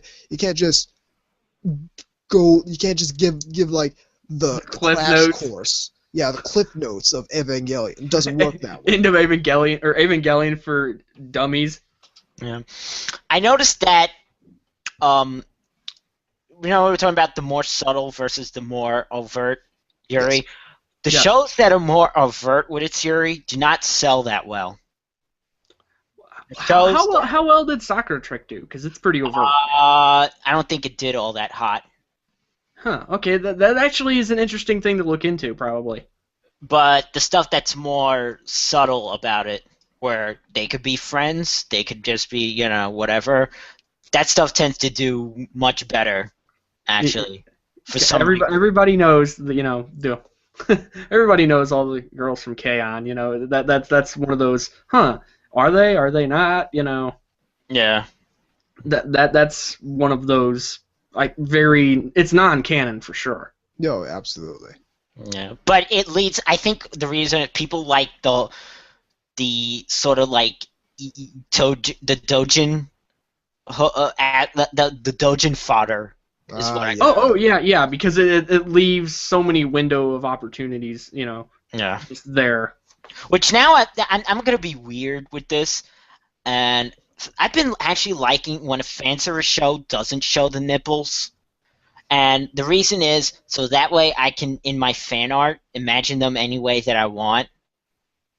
There you go. It opens up your imagination. Because Yeah, it's like reading Rainbow. Take a look. It's in a book. Because a lot of time they make the areolas too small anyway for large breasts. They're the wrong color. About his areolas. Right. Yeah. It's like areola czar. He approaches them like he does a chocolate bar. It's got to have almonds in it, or it's dark chocolate. I'm the areola czar. Areola Baron. Did you really just say that? The areola baron. Ow.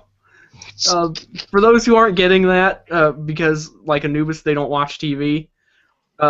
Pretty sure he was making fun of the Ebola czar joke. Yes. Speaking of Ebola. Oh, go ahead. Probably go. The podcast. Go ahead. Yeah, it's already well off into don't know where the fuck I am a stan. Speaking of Ebola, we're going to me and some of my friends are actually going to Akon. Bring back some Ebola. Please don't. Yeah, I hope not. I mean, although I got to give credit to somebody that came up with the idea, it would be the perfect opportunity to cosplay Ebola, Shen. it would be fucked up, but it would be so funny.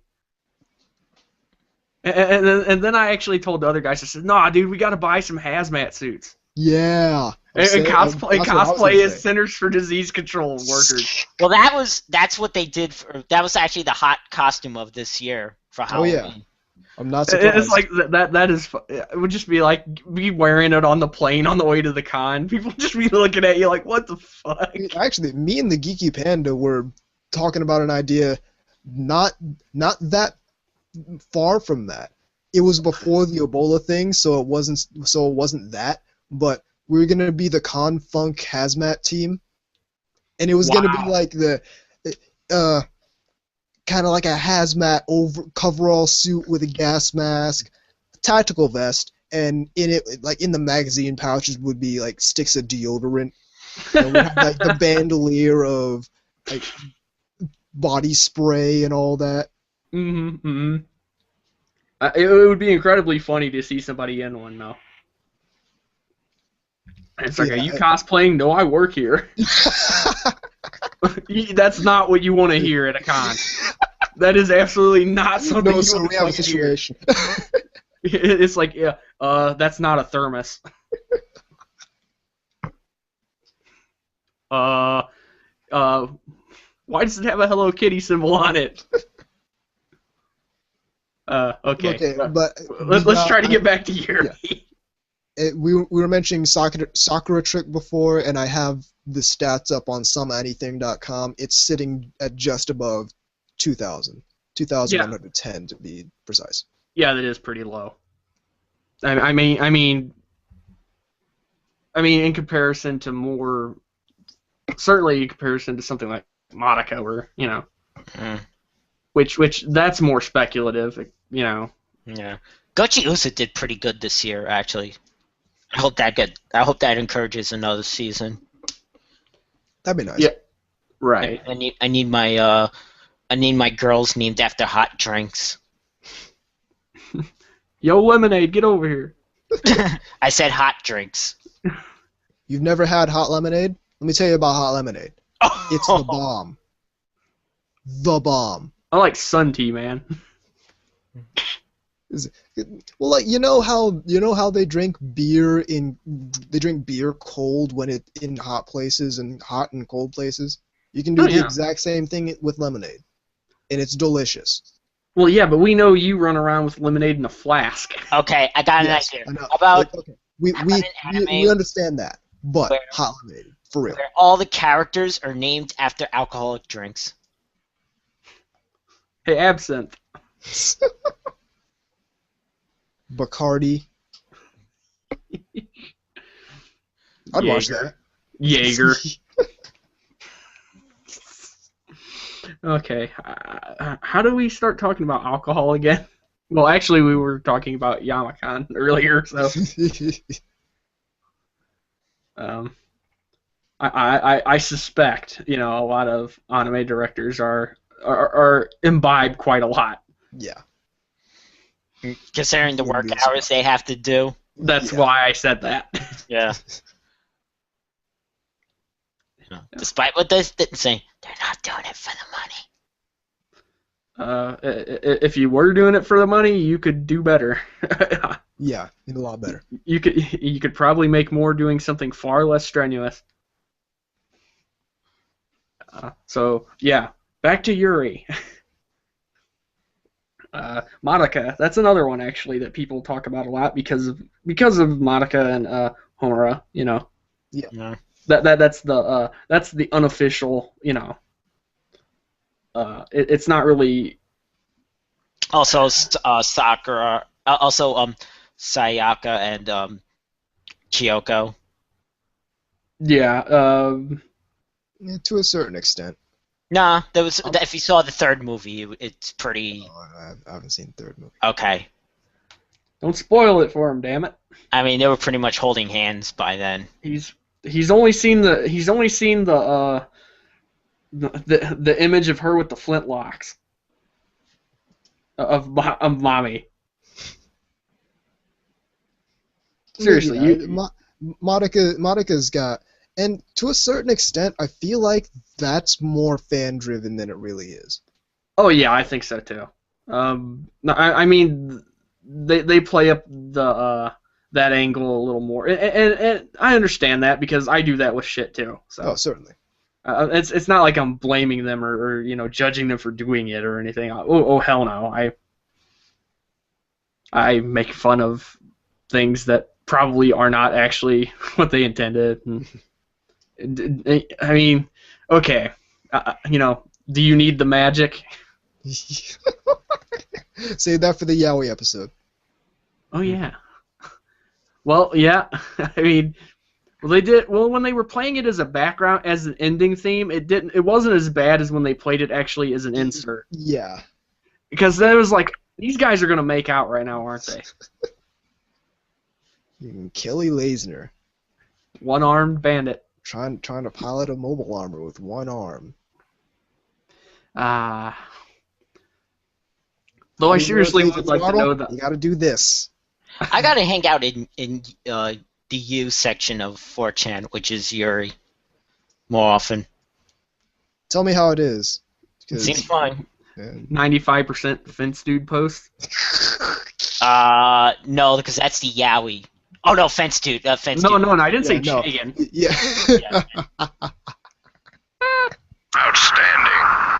Yeah, that would be the Y.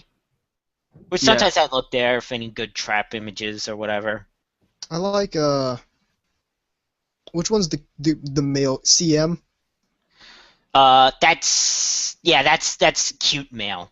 Yeah, I like that one.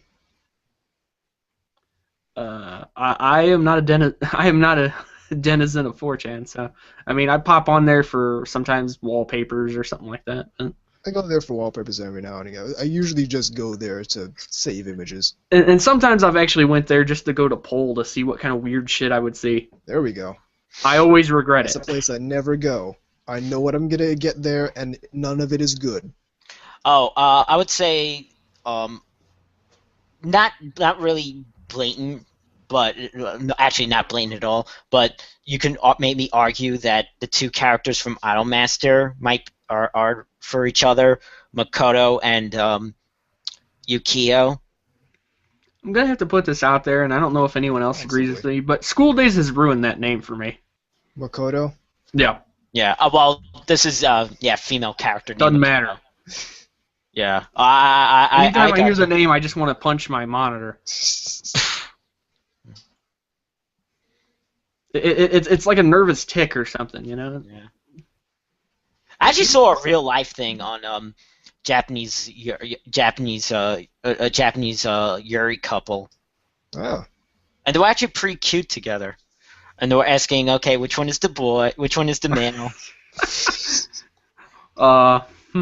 Like, and one was so that's where the umbrella thing came from. That's from. called heteronormativity. Yeah, stop encouraging that. And this is another one of those shows that I got like halfway through and haven't finished yet. Strawberry Panic. I have never seen that, but I know of it. I know of it because it is a Yuri thing. How is that? Yeah, that's heavily Yuri. It's very nice. As far as I've gotten so far, it's very nice. I'm enjoying it. Well, I was enjoying it a year ago when I watched it. Yeah, I would recommend Simone. You would. It's slow in the beginning. It's a little slow, you know. But once you get through it, you might enjoy it. Actually, actually like Yuri love scenes. It's one of those. Yeah, it's one of those shows that's like that not a lot of people knew about and still don't know about, but the few that knew it really liked it. Kind of like Hidamari Sketch almost. Right. I guess we could kind of throw Mitsudomoe a little bit in there because. Oh yeah, that was the one with the one that liked the boobies. I think that was more just like a weird fascination though, more than anything else. Yeah. Because there was nothing else that really hinted at anything like that, other than just like, oh, I like big round spherical objects. What's the name of that hentai? Actually, it's not a hentai, but they released it as hentai. Aki no Sora. Oh, Akisora? Akisora, that's it. That's real, isn't it? Yeah. Yeah. And that's just a lot of fun. Yeah. Well, to a certain extent, it's sort of kind of a different thing because Homegirl was only doing anything with Sora's twin sister because she looks like Sora. Yeah. One thing I got to bring up about that, since that title has basically emerged, is that it has a great soundtrack. Like it's one of those soundtracks I think that when you hear it, it's like, I bet this was not made for this show originally. It's like it's got like this real, somebody like composing on a grand piano vibe and shit. I don't know. You're gonna have to forgive me. I never paid much Yeah, attention to the soundtrack of Akisora. There were other things to pay attention to at the time. Yeah. If you want to know one of the, I would say one of the best Yuri sex scenes in a hentai ever is episode 4 of Cream Lemon. Oh, here you go. Here's a thread for me. Armpit licking fetish. There we go. Yeah. Let's see if any. I wonder if any of mine's shown up here.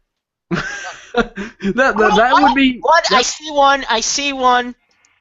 Interesting. Yay! He's famous. He's internet famous.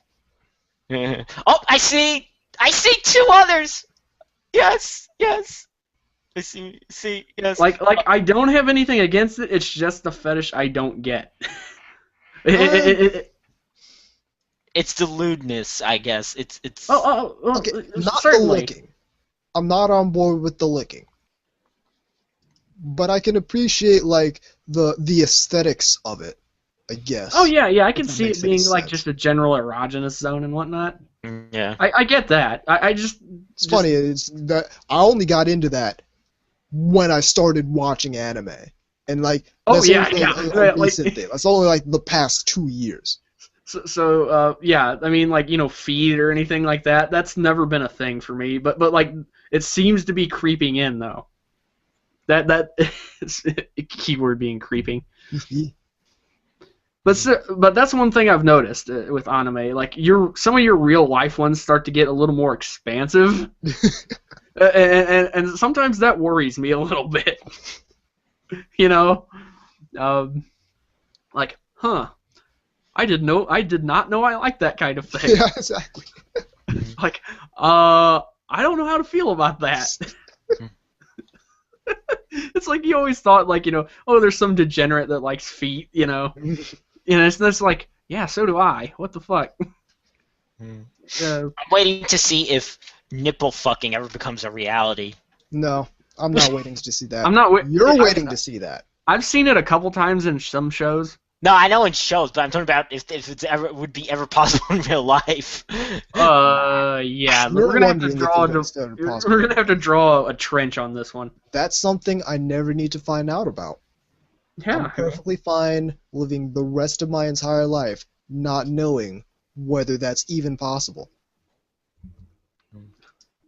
Well, considering the breast isn't like a hole that you stick into. It's not orifice. not unless it's malformed or something. Let's not try it. Let's not and say we did. Yeah. Could be worse. It could be that why do you Ziga thing where the woman puts all organs in the one breast. That wasn't Yuziga Waita, by the way. That was. I am blanking on the name. Was that Shintaro Kago? That was not Shintaro Kago either. All right. To be fair, that is the type of thing he would come up with. Yeah. Yeah.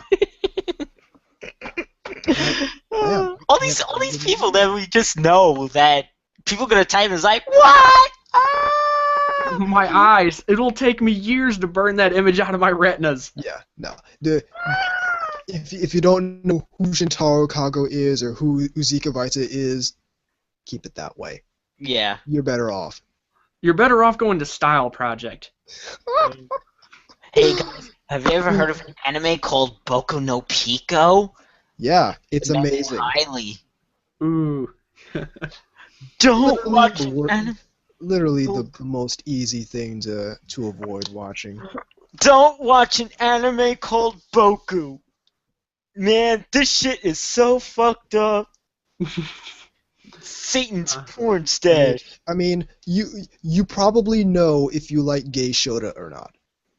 Yeah, I mean, that's not going to be something that you're going to be sitting there. Whether you should watch Boku no Pico. If the answer is yes, then yeah, go for it. If the answer is no, probably shouldn't go for it.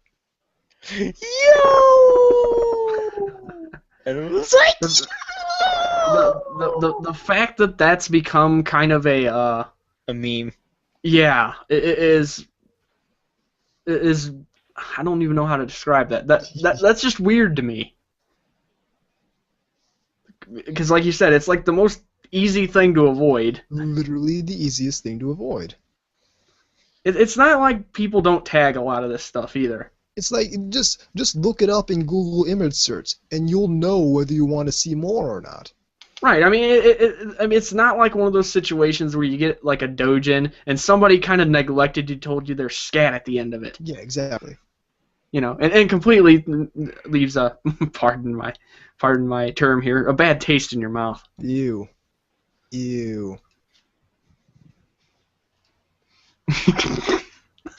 And with that probably ruined this podcast. Doo-doo!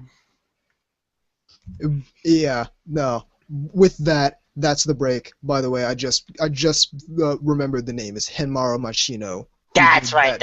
You're talking about. Yeah. Stay tuned for Lewd. That's the break keeper right here on NTR Radio. Ludamari sketch. There we go. Hey, we need to get that one thing up. Ludamari sketch. 38 Sierra 2. I don't know how to search for it. I can't. Oh yeah. It was. I remember now. Get the mail in here. It was a shame. There was this great non-Japanese fan artist that drew great Yuri, but he had to stop because he's like he got a girlfriend. He's like, oh, I can't draw this anymore. There we go. I'm like, I'm like, oh man, fuck that. Okay, do you still have that link? I think I have it somewhere. Because otherwise I went to the wrong thing and it's not popping up, so...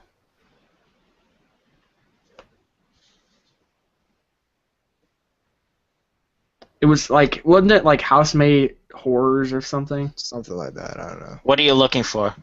That thing that Villainous found. Oh! We're gonna give some nightmare fuel to our listeners. We're gonna read the whole thing? I will. I'll read as much of it until I can stop. Until I start laughing. Right, I'll be right back. One sec. I gotta find it though.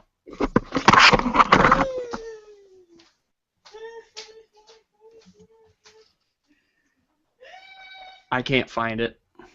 Damn it. It was LiveJournal, wasn't it? I think so. Pretty sure.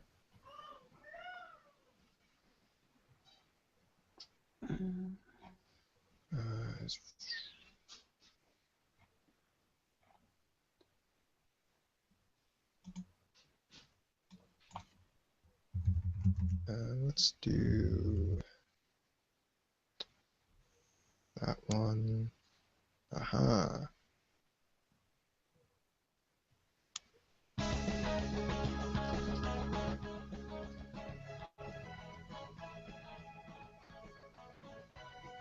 I'll be right back. Alright.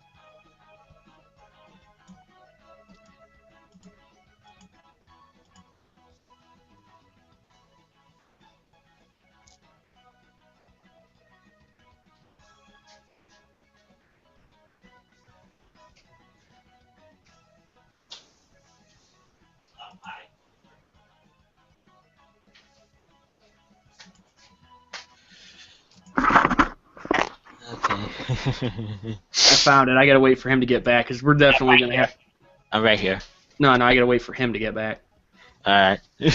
Because I'm gonna have to have someone else take over because there's gonna be parts where I'm gonna either bust out laughing or get tired.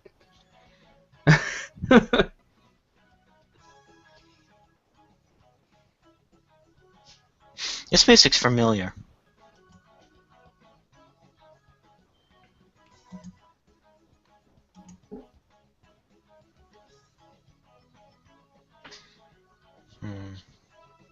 Automatic. Okay, I found it. Okay. You want to like do like a paragraph a pop or how do you want to do? Because I guarantee I'm not gonna make it through the whole thing. Good question. Well, here I'll just send it to you, and then you can kind of look at it again, and we can kind of see what we want to do with it.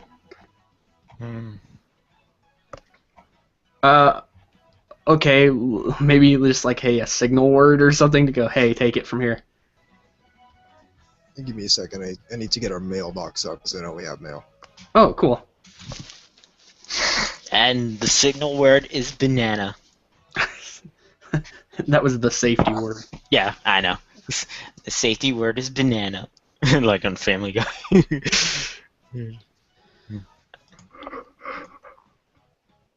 What's that music from, Anubis? Virtual on Force. Ah.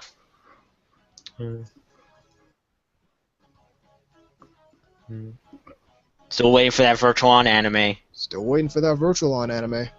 Yeah. Let's go. I wouldn't mind a Shinobi anime. That'd be nice. There was an OVA for Ninja Gaiden. I haven't seen it, but I know. And it's very difficult to acquire. That's a little bit of a joke there. Because the game is hard to. The game is difficult, yeah. Yeah, I know. Like you literally have to like climb mountains and shit to get it. Yeah. Yeah. It's not called. It wasn't called Ninja Gaiden originally because it's not Well, called. no, Ninja. that wasn't called that originally anyway. Yeah. I know that. Okay, I found it. This is gonna be so bad. We should probably read the mail first.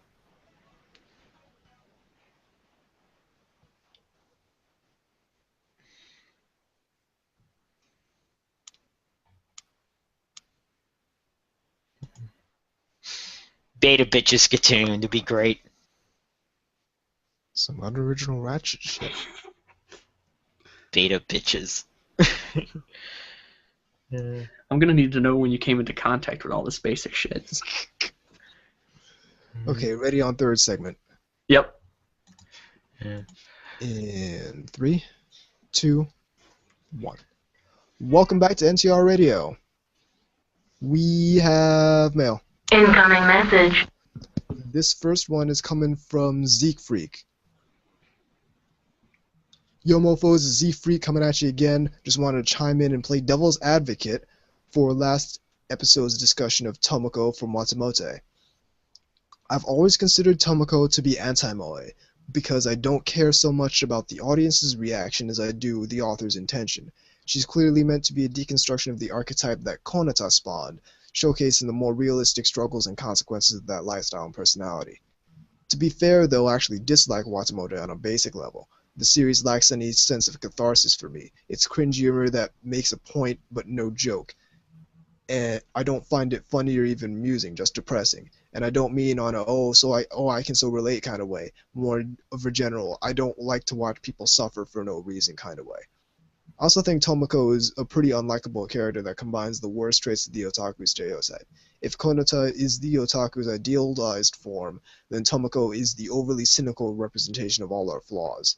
I get the point it's making, but I don't think it makes for a very good show. I believe the only reason Tomoko is seen as sympathetic is partially due to the perspective bias in the narrative, which the spin-off manga eliminates, showing her far more negatively than the main series, due to the inherent relatability aspect for many otaku. I never found relatability to be important in appreciating a character, though, and honestly I cannot relate to someone who makes the kind of self-centered and sometimes frankly retarded decisions that she does anyway. Again, I'm not stomping on people who interpret her as moe, and I've at least had one discussion with Cube the Third on the topic before. I respect everyone's opinions, but just want to get my thoughts out there. Okay, I can see where he's coming from. Me too. Actually, I wholeheartedly disagree with the concept his is based on. As far as I'm saying I see where he's coming from. I see where he's coming from, and I think he's wrong. As far as her being anti-moe goes, the thing about moe is author's intention doesn't matter. Never has. Rei Ayanami. I was just about to say that. Rei Ayanami is supposed to be creepy, and look at all the figures of Rei Ayanami that exist. She's obviously a moe character, regardless of whether Anno intended for her to be creepy or not. It doesn't matter what the author thinks, it's what you think. That's one thing that's sort of core to moe. It's not I want to make this character moe, so now it's just a moe character. It was obvious that the characters in Nisekoi were supposed to be moe. Obvious. I thought they were all bitches, except Onodera, who just wasn't cute. So Shots fired. It has nothing to do with author's intention, and has everything to do with audience reaction. It doesn't matter if you don't care. That's not what moe means. That's not what makes moe. It's a fundamental misunderstanding and a fundamental just plain being incorrect about the sheer concept of moe.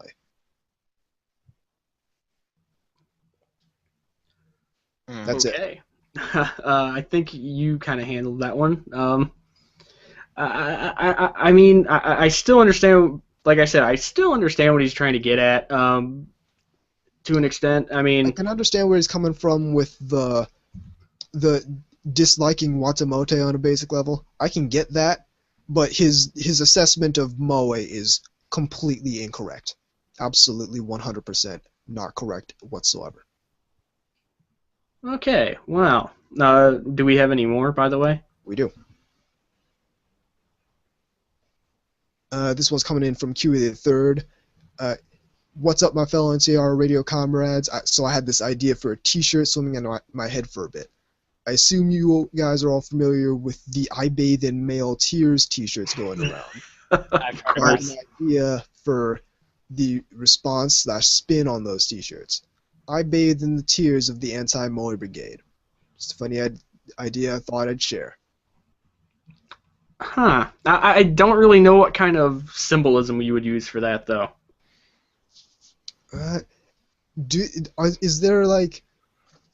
Is there any scene in either Cowboy Bebop or Redline or The Flowers of Evil where a character is just crying?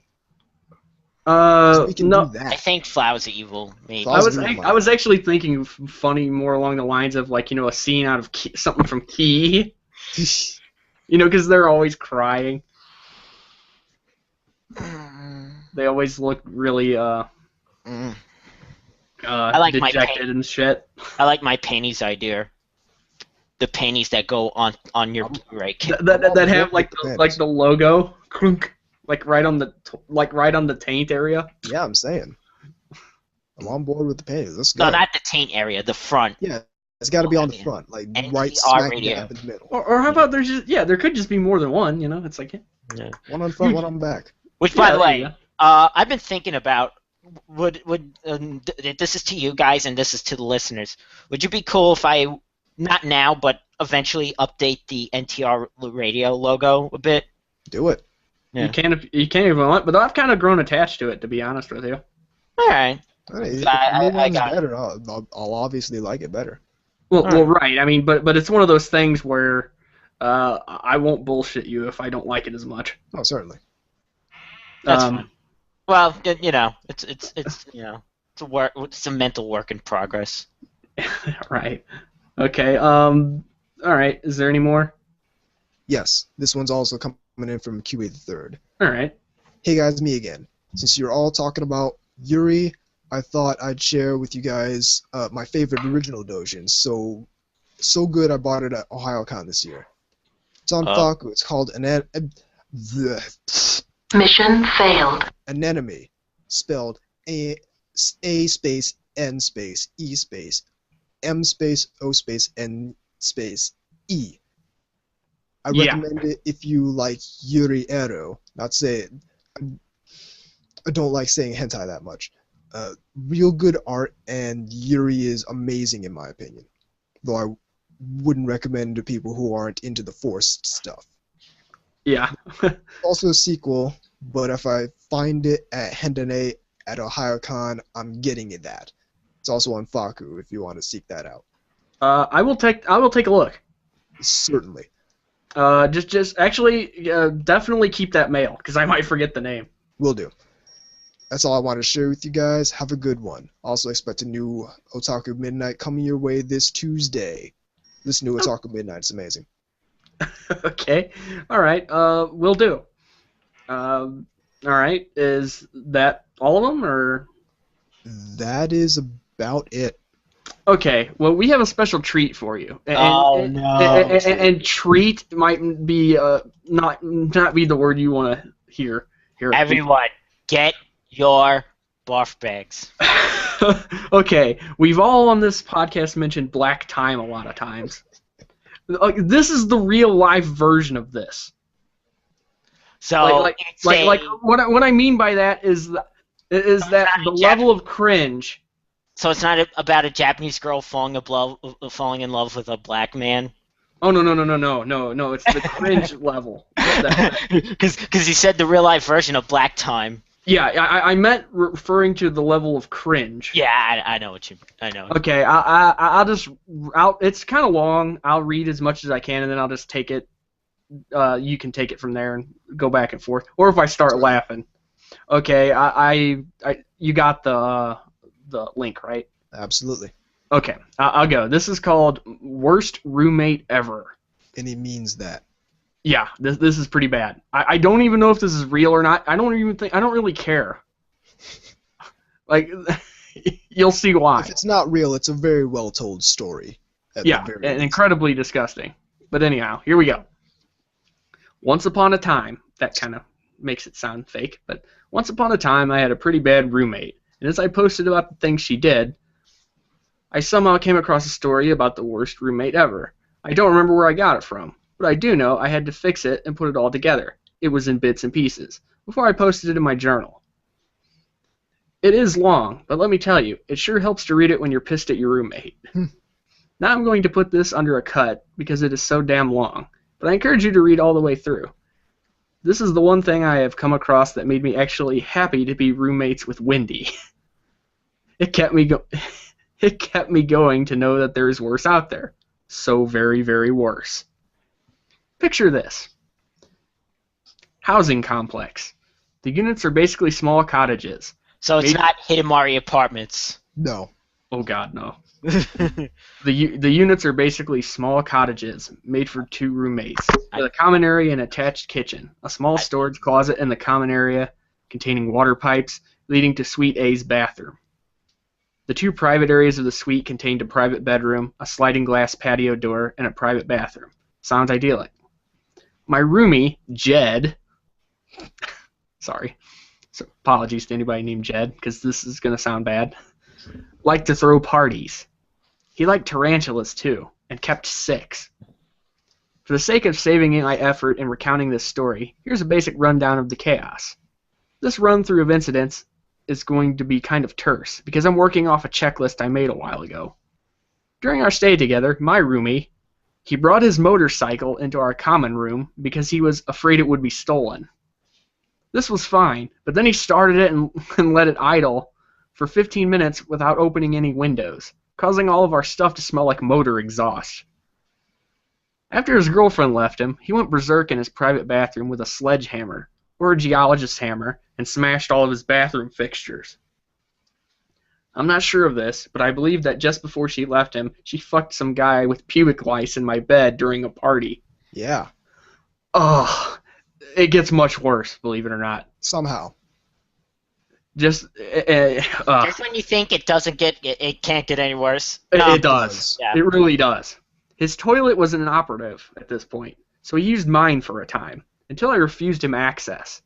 Later I would find out that he shat in garbage bags and kept them in the common room closet for weeks. More on this later. He set fire to our carpet with alcohol during a party. He pissed in the fridge. He shat in the fridge. Okay, I need a minute.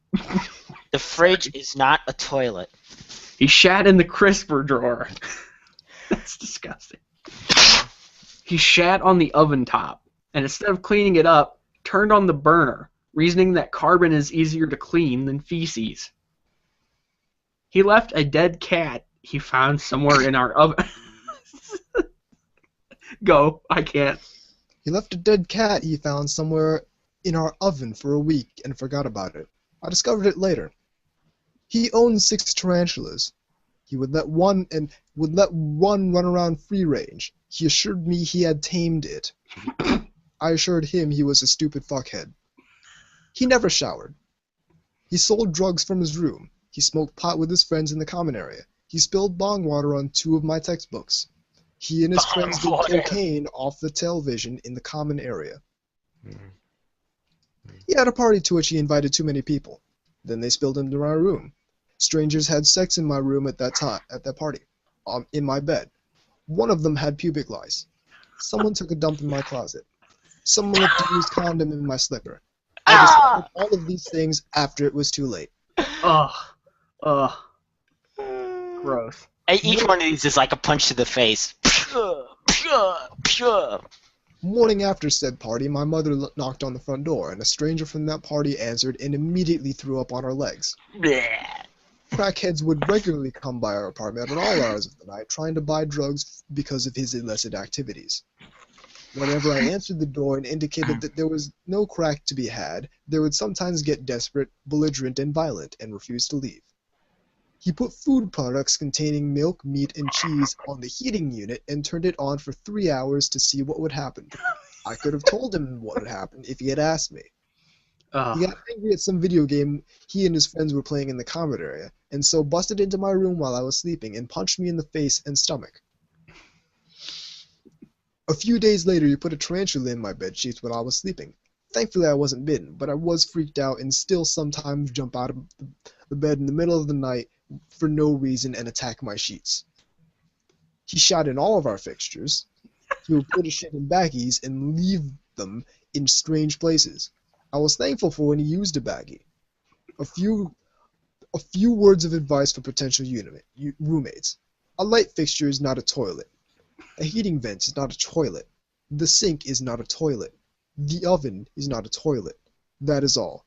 The feces he left around falls into 3 categories. A. Experiments he conducted. The stovetop feces was an experiment he conducted after his toilet was broken, and I refused him access to mine, and his neighbors got sick of letting them use his. I think he was trying to find some new way of getting rid of his shit.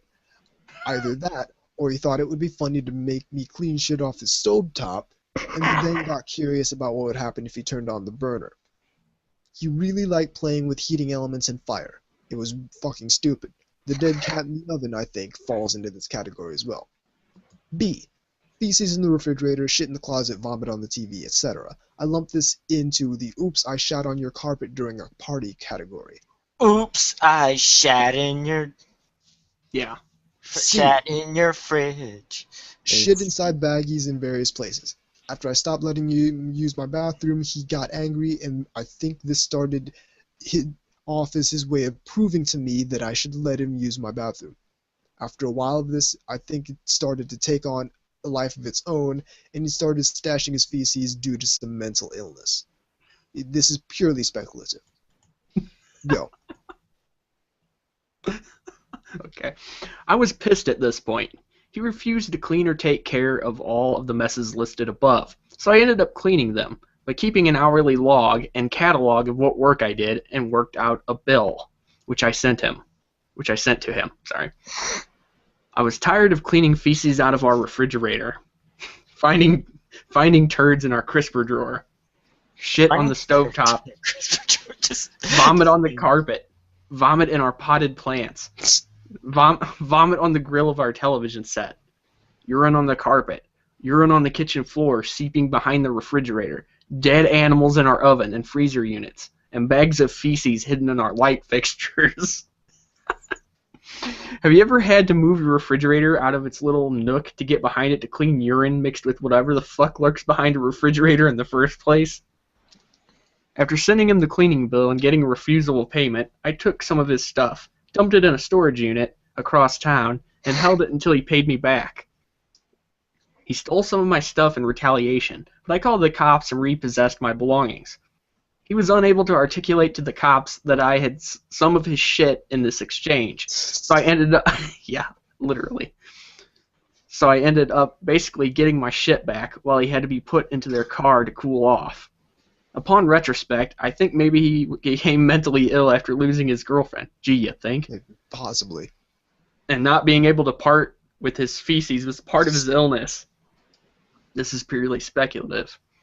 He wasn't poor. He was from a wealthy family. They don't come into the picture, though. I kind of messed up the timeline for this stuff, so here's a quick run-through before I continue the story. Time A. Tons of parties, vomit being cleaned up by me, tarantula, punching, etc. I start withholding rent at this point, and I'm subtracting $200 a month from the rent for cleaning costs. Time B. His girlfriend leaves him. His friends stop hanging around with him. He smashes his bathroom. He uses mine for a time, is denied access, uses neighbors for a time, is denied access, and is angry at me for refusing him access to my bathroom. I fixed his faucets so they wouldn't leak all over the place and sent him a bill. He gets really pouty and angry and does the famous shit on the stovetop. He does experiments with various places to Stovetop stuffing. Yeah, just in time for Thanksgiving. Yeah. Good stuff. This is the Thanksgiving episode. Thanks. Was it? Thanks. Nobody's thankful for this. Yeah. No. Yeah. Thankful you don't have a horrible roommate that shits on your stove and leaves dead cats. And in the crisper and everything else. And worse. Yeah. It gets worse. He does experiments with various places to piss and poop, eventually settling on leaving it in baggies around the house. When I tell him this is unacceptable, he responds with a demand to use my bathroom, which I refuse. Around this time, while I was cleaning the stovetop, I find the cat in the oven. It has a collar on it, so I put it in a box and return it to the owners. Wow. Not explaining where I found it and advising them not to look in the box. I don't know how that turned out, and I didn't give them my name. I hope it got hit by a car and wasn't killed by Jed. So, yeah. There's a different version of Schrodinger's cat for you. Time C. Jed starts trying to get at me by playing his subwoofer really loud at odd hours and demanding to use the bathroom. I get back at him by packing away all of his stuff, including the audio equipment, and storing it in a friend's storage unit across town. I think that he started to really go truly crazy at this point. You don't say. I come home finding him taking things out of my room and putting them into his truck. I restrain him and call the police. By this point, he's beyond all rationality and is completely flipping out. So he's put in the cop car for a while, and the officer helps me unload my things from his truck. For some bizarre reason, the officer does not arrest him, but after talking to him, quote-unquote, lets him go. I think my calm temperament made the officer not realize he was violent, and that is why I was restraining him. My motto in life, so it goes. Time D. I dubbed this time the ceiling. Sorry, it's just funny. The ceiling. It sounds like it's a movie or something, the ceiling. I don't really mind cleaning up poop and piss. You're the only person I've ever made it to a movie. This would be the best horror movie. It really would. I don't really mind cleaning up poop and piss. You don't mind cleaning up poop and piss. I used to be assistant manager of an apartment complex, but it is taking too much time to clean. I buy a range top and seal things off after writing a surrender letter to Jed, declaring that he has evicted me from the common area. Declaring that he was evicted. Has evicted me from the common area. Sorry. Shortly after I come up with my Home Alone security system, withhold rent except for a nominal $50 a month, and go on with life as if it did not have I have a crazy roommate sealed away in the other end of my apartment. Time left on lease at this point, 2 months. Edit. Time D is when he shits in the bushes and is arrested for the night. Wonderful. Time E. The black time. This is probably where we got that joke from. Because it is just written like that. The black time. I am not sure what exactly went on in the apartment during these 2 or 3 weeks. This is around the time finals are going on, so I really don't care. Water starts leaking from the wall, so I re-enter the common area to see what is up. This description really deserves its own post, and will clog the timeline up. So I'll elaborate later. I fixed the water leak, which he had been covering up with newspapers, and promptly exit. Once he finds out I was in his area, he flips out and makes a lot of noise over there, but I do not investigate. Remainder. There is one further final re-entry by myself, with a flashlight. I couldn't get in with my key because the door was messed up, and his sliding door was blocked with a mattress, so I kicked down the door and entered. After a quick walkthrough, I called the fire department, the landlord, the police, and an ambulance. This is full of drama and will be detailed in its own post. Go. The ceiling.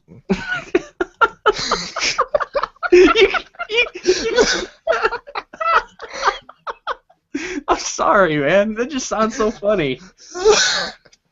As in, like, you're sealing not like as in on the top of something. It's like you've defeated, like, the demon lord and you're sealing him away in the mountain. Yeah, exactly. Never to be heard from again for 5 millennia. like a lid on a Folgers can or something. Go. The ceiling. I eventually got so pissed off at the condition of the rest of the apartment that I could only deal with it by sealing it off and ignoring it. Essentially, there was a blank period about a month where I absolutely ignored anything from the common area, which is why it got so bad. This is where the ceiling begins. Put a date mark here because this is where shit gets crazy. I had had enough.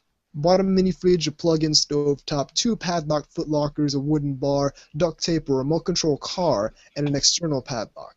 My private area had 2 entrances. Here, I best sum up my little fortress in this post I made in another thread. Okay, so if you've ever owned a sliding door, you know that you can secure it from being opened by putting a wooden dowel in the treads while the door is closed. This is great, except it can't be opened from the outside. So what I did was I attached a string to the dowel and led the string up the top of the door through a loop nail and back down to a remote-controlled car.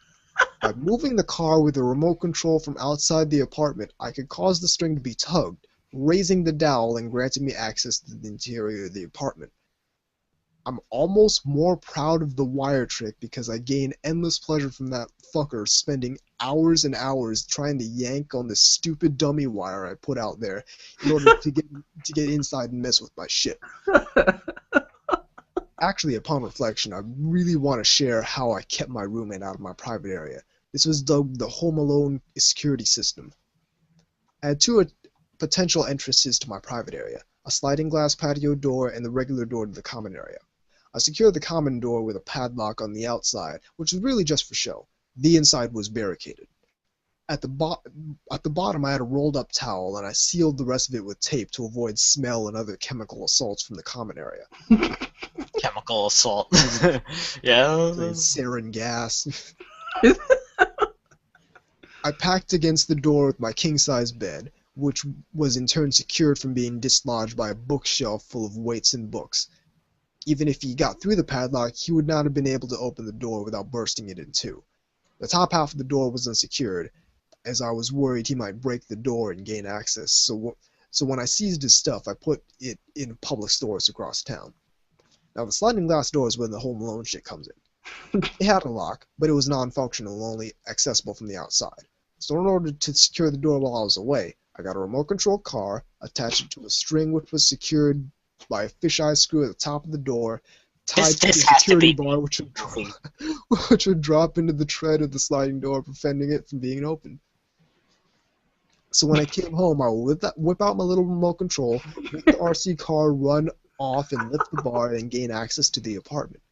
To prevent the system from being discovered, I papered the inside of the sliding door with butcher paper and ran a wire outside the door in an obvious manner so that the roomie would think that this wire, if tugged correctly, would undo the lock. To my knowledge, all of his attempts to get inside my apartment were by messing with this wire, which was attached to the handle of an antique coffee grinder and paint can.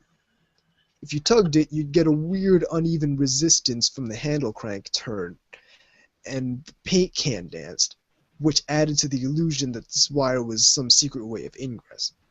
I was a little worried about the batteries dying in the remote. Apparently it worked out though, because it could sit for long periods of time without draining the battery.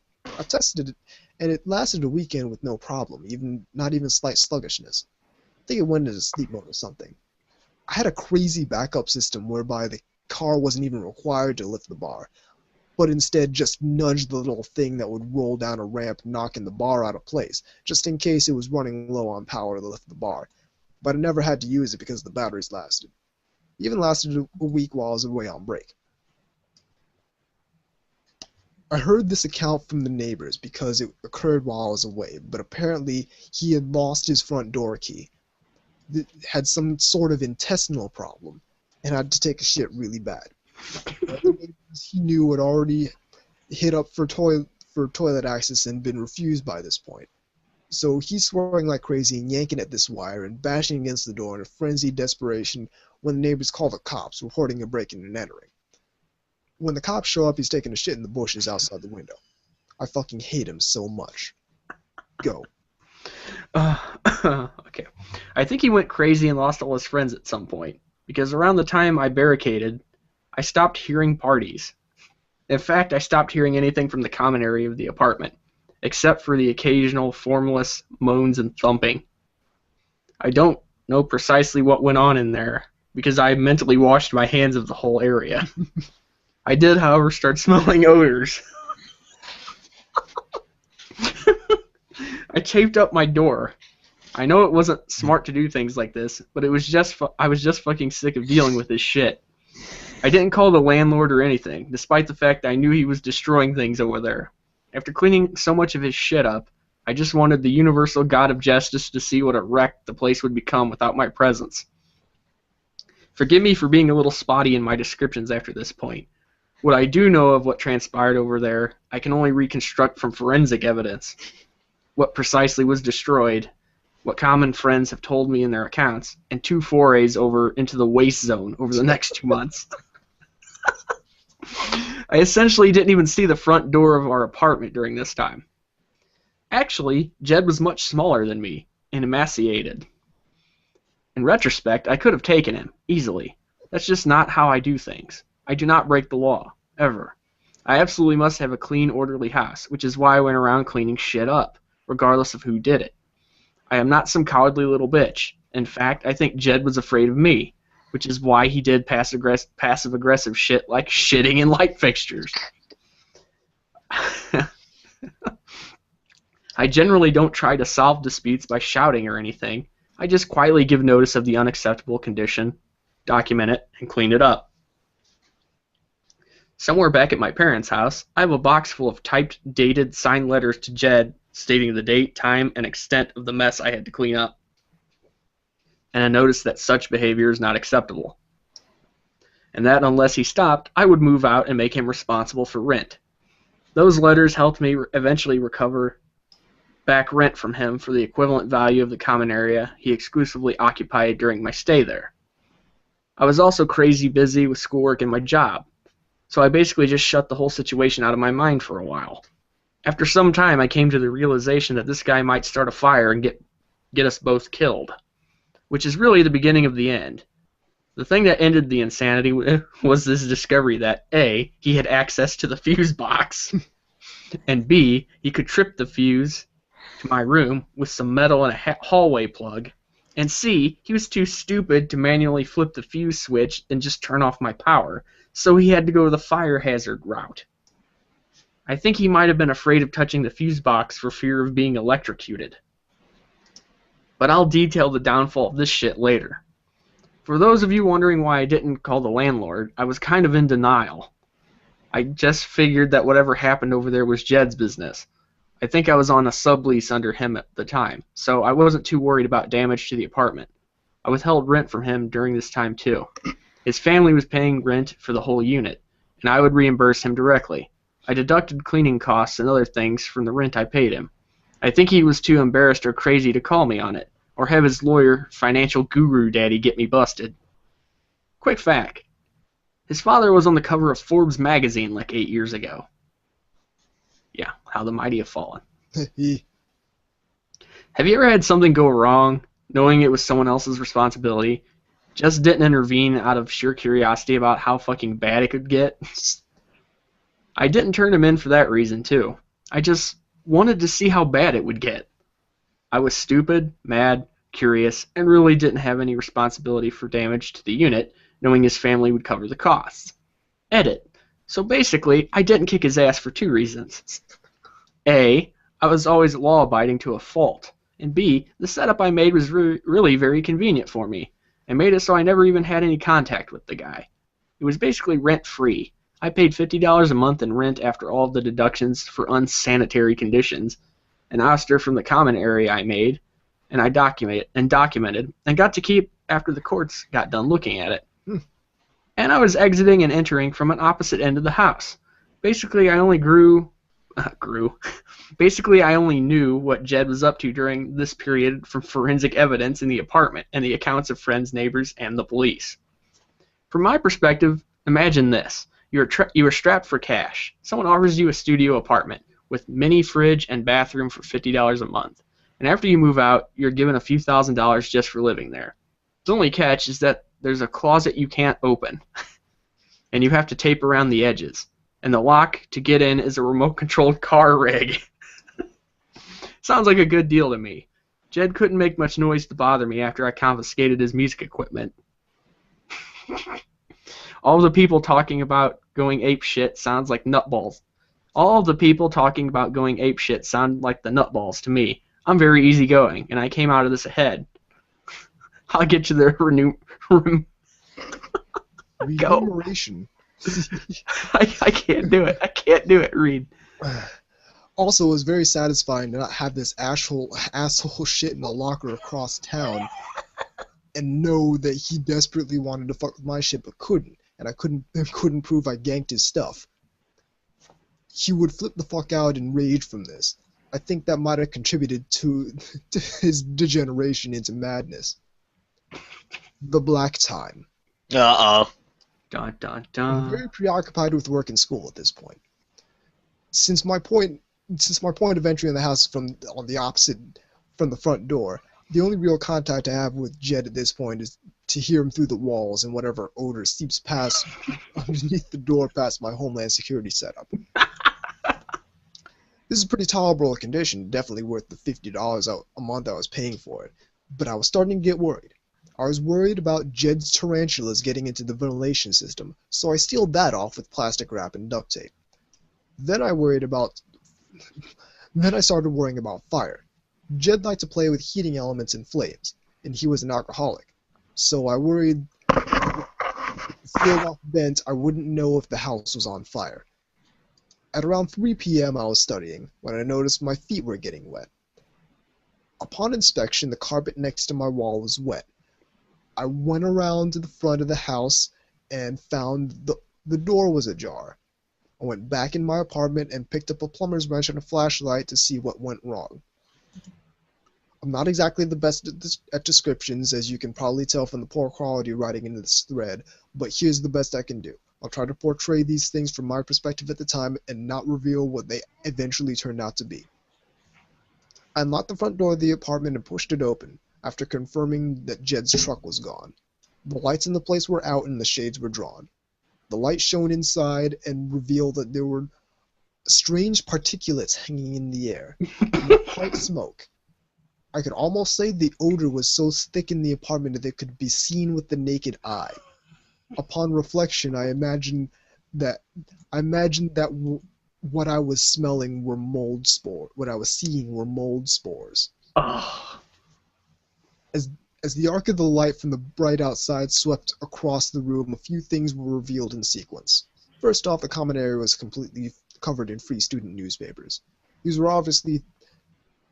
were obviously things underneath because the newspapers bulged, and I could identify an easy chair covered in newspapers in the corner. The kitchen was crammed with garbage. I could identify 2 large, bulky garbage bags in the corner of the common room.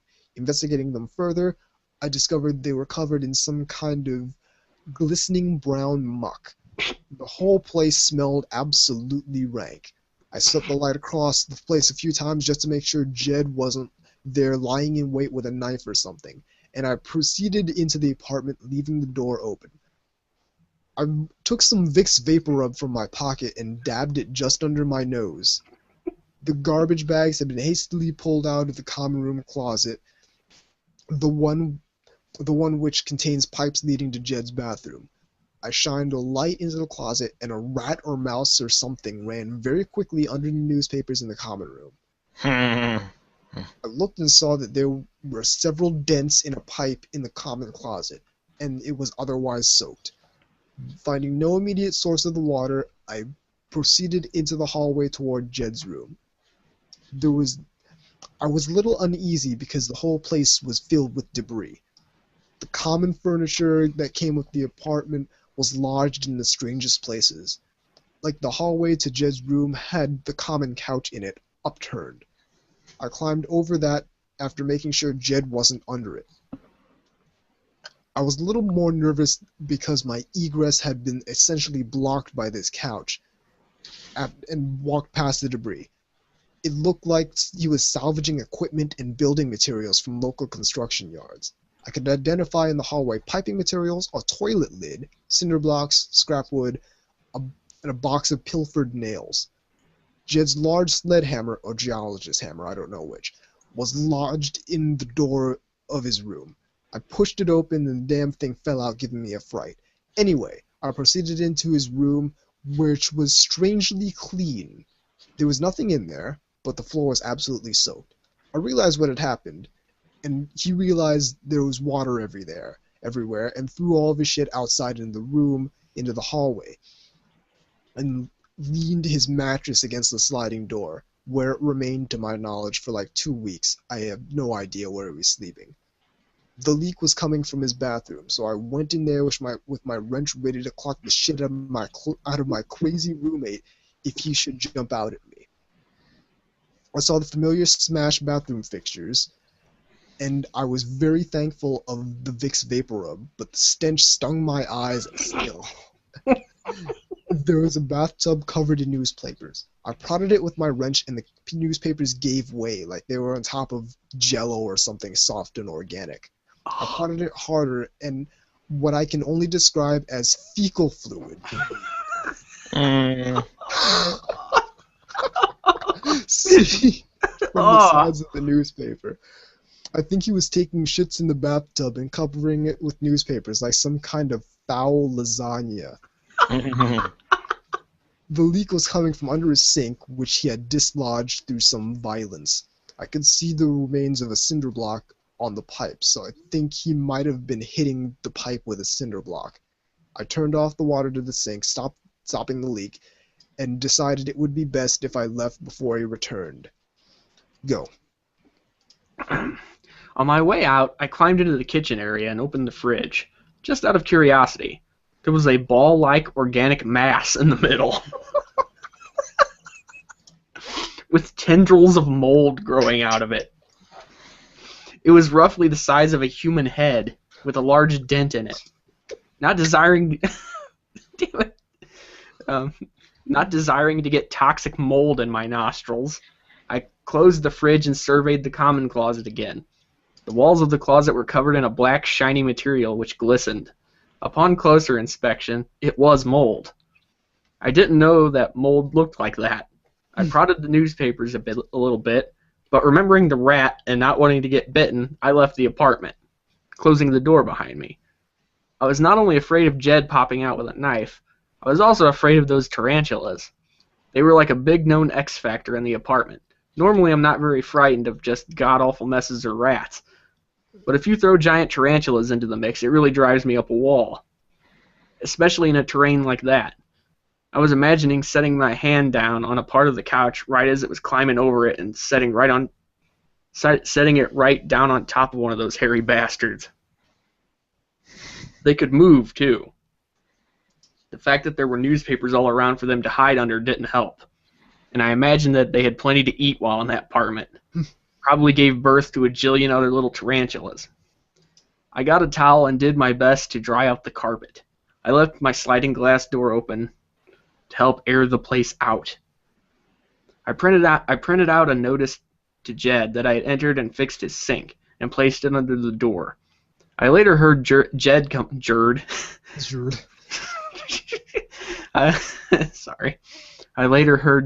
home, and he obviously discovered I had been in there because he started freaking out, swearing and throwing things around. I heard the couch in the hallway get rammed into my door.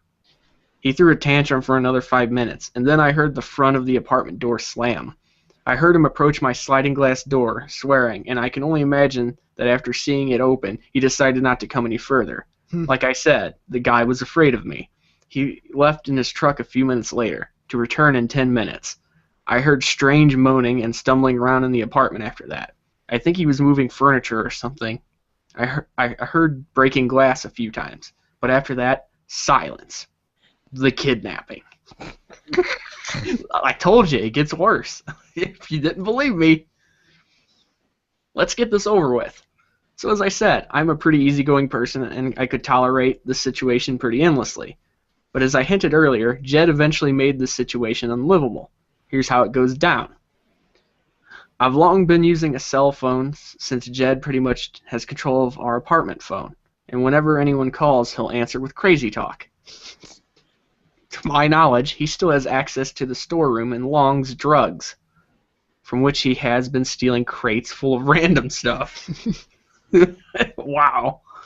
Anyway, lately, Jed was more active than usual. I hear a lot of heavy stuff getting dragged around and crashing, and lots of moaning, hollering, and other psychotic outbursts. One evening, I hear Jed making a hell of a lot of noise, then silence.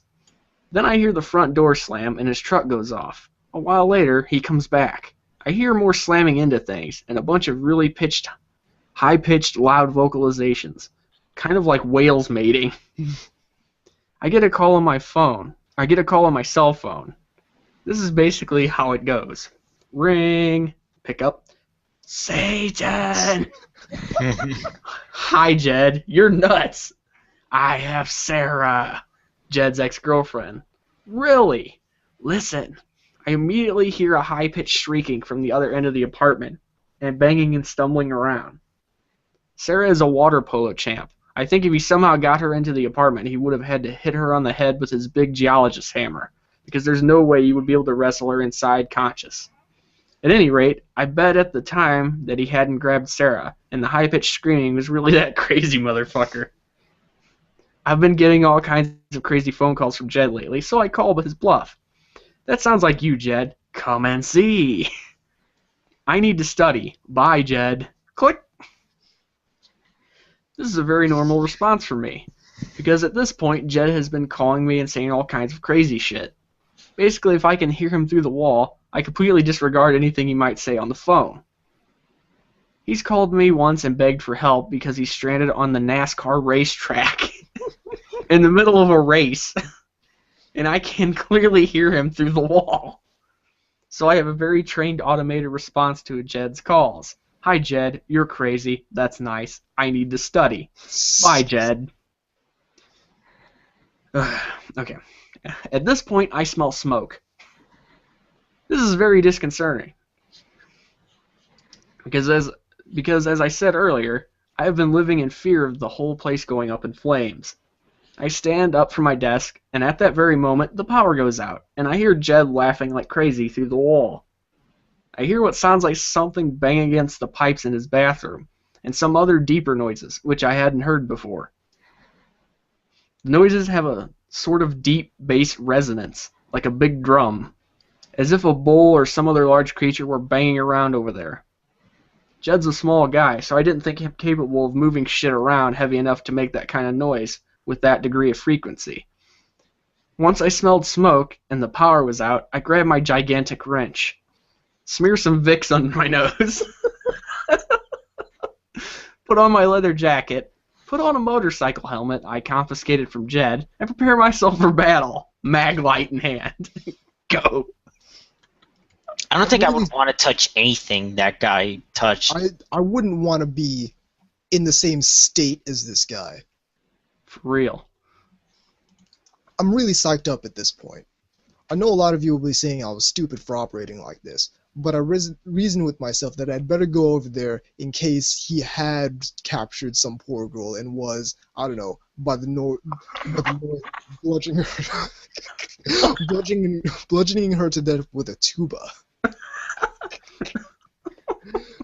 I headed around to Jed's car and looked inside.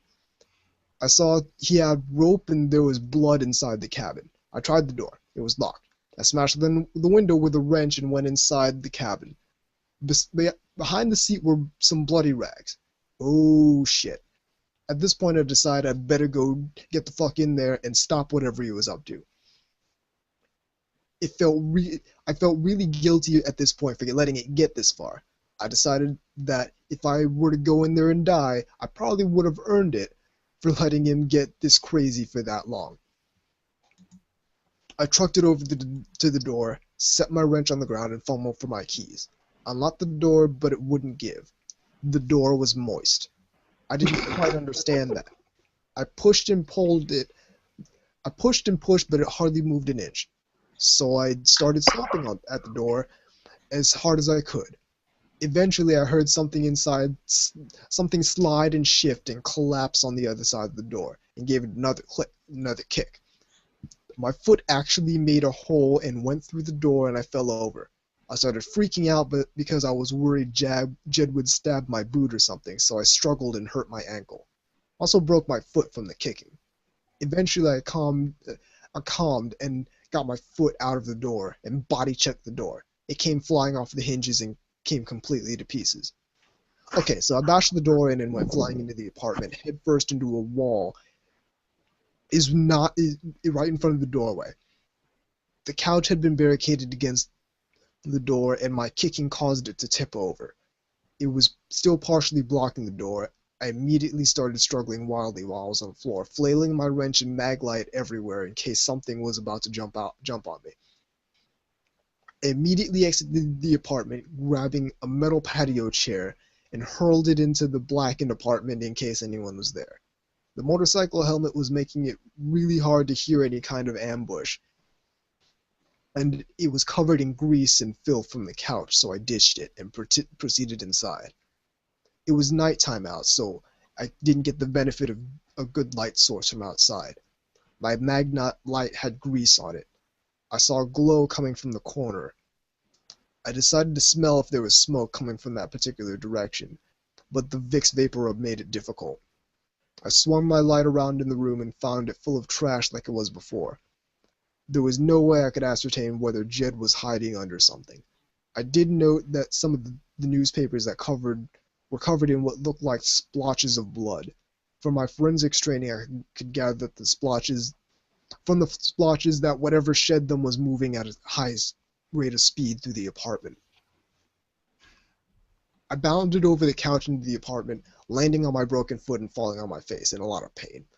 I remembered the tarantulas and freaked out again, scrambling to my feet and stumbling over toward the source of light.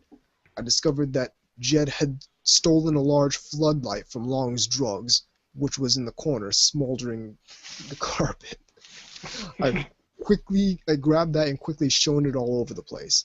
Suddenly I saw there was a guy about 6 feet tall wearing a beige suit about 2 feet away from me, so I flipped the fuck out and tackled it.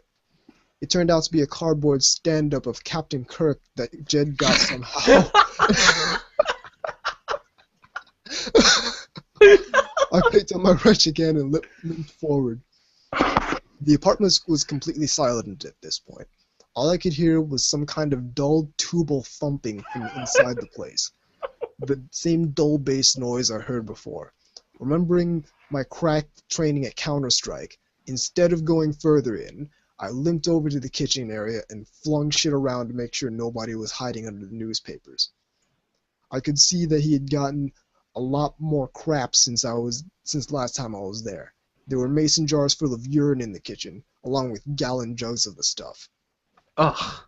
There were a lot of things he had obviously stolen from Long's Drugs. There was a crate of Sour Patch Kids all over the place.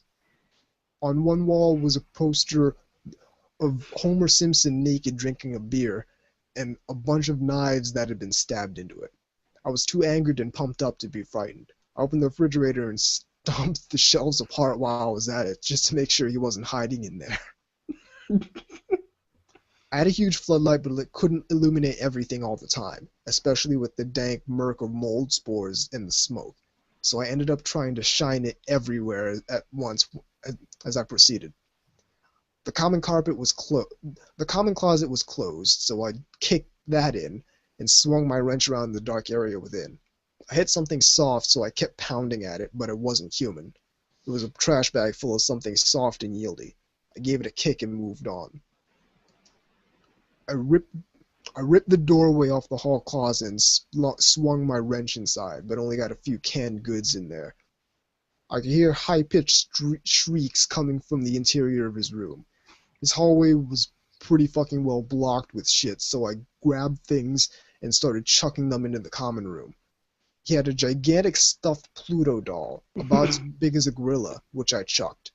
Among other things I hurled was a futon I recognized as salvage from the end of our block, some patio furniture, a bag full of McDonald's playpen balls, something that was big, black, disgusting, soft, and covered in growth, which I cannot, even to this day, identify. Go. Okay. This is embarrassing, but I forgot to mention, as I was hurling stuff, I had my wrench in my hand still. and so I hit myself in the face with it. It required some stitches, and since I hit the trash bag full of feces with the wrench, I got infected. Ugh. So to tally it up, we have one broken foot, one twisted ankle, one gouged and splintered shin, and one bleeding-ass face. I crawled through the remaining debris with the wrench in front of me. So I'm crawling through the hole I've made in the blockaded hallway. I finally realize why he's been making so much noise. The fucker has made some kind of evil fortress. If my room is the fortress of light, his is the fortress of evil. And feces. I crawl through the hole and pop out in his room. My strategy when playing Doom 3, when I knew something bad was about to happen in a room I dropped into, was to run around like crazy in the dark and fling grenades. Well, instead of doing the slick commando thing and dropping into a crouch and assessing the situation, I popped out of that hallway barricade with my wrench and flashlight and ran like crazy into a pitch-black room, swinging around at anything and everything. I connected with some stuff, but nothing human. My foot failed me and I fell over and crawled like mad to a corner. I dove for my flashlight, picked it up and assessed the room. This place was full of fucking Hostess products. That's the stuff. The guy must have feces in there. The guy must have stolen at least 2 crates worth of the damn things. Sorry. They were still in their wrapping. Twinkies, Hostess cupcakes, all kinds of stuff. There was nobody in the room, but there was blood all over the place. I could hear that strange bass resonance from inside the bathroom. There was actually a light coming from there. It was rosy red, coming from a crack in the bathroom door. The very air in Jed's room was absolutely thick with mold and smoke, which I couldn't smell because of the Vicks, but it still stung my eyes anyway. He had smeared all kinds of crazy gibberish on the walls with what looked like red lipstick, and the walls themselves were absolutely covered in growth. The barricades in the hallway must have been there for a while, because they essentially kept a lot of moisture in the air in Jed's back section. Also, I forgot to mention this as well, but as I was running like a sissy through Jed's room, I knocked into his mattress, which he had leaned against the side door a few weeks prior, my estimate. The mattress was completely soaked and very heavy, and the instant it hit me, I thought I had fallen into an insidious trap or something. So I further injured myself by trying to struggle out from underneath it. Jed was making these freaky noises the moment I burst into his room, but the echo chamber effect of the bathroom and ventilation system and the strange nature of the noises made it difficult to determine where the hell they were coming from. Also, there were tons of boxes of Hostess cupcakes and other similar products. The carpets in this room were really rank. The previous water leak had made them dank with mold, and I can only imagine what with the high fecal content of the air did. It was difficult to breathe, and nearly impossible to see, which really added to my panic. It was almost like I had been buried alive. The scrawlings on the wall, though I didn't really get to see them in much detail, because I was far more concerned with other things at the time, were just creepy. The vibrations made me think for a second or two that he had tunneled under the apartment. And I'd have to go into some kind of underground basement he'd made. I'm getting a Looney Tunes vibe there. Yeah. Edit. Scrawlings on the wall from what I saw consisted of nonsense Latin words. Tons of triangles within triangles within triangles trailing all over the place. And a few goat Satan faces made of triangles. I got to my feet and regained my composure. I stomped over the Hostess cupcakes and other miscellaneous crap he had lying on the ground. I would limp every time I remembered I had a hurt foot. But really, by this time, I didn't give a shit about the pain. I heard the shrieking from inside the bathroom, like some kind of high-pitched wailing, and the strange bass resonance. I kicked open the bathroom door and screamed at the top of my lungs, you fucking fuck shit. I wasn't in the right mind to come up with any cool catchphrases, or awesome catchphrases, so let's pretend I screamed something bannable, like, the juice is loose.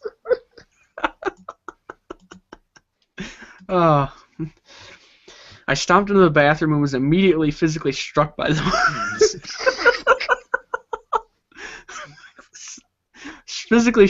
most powerful odor I've ever encountered.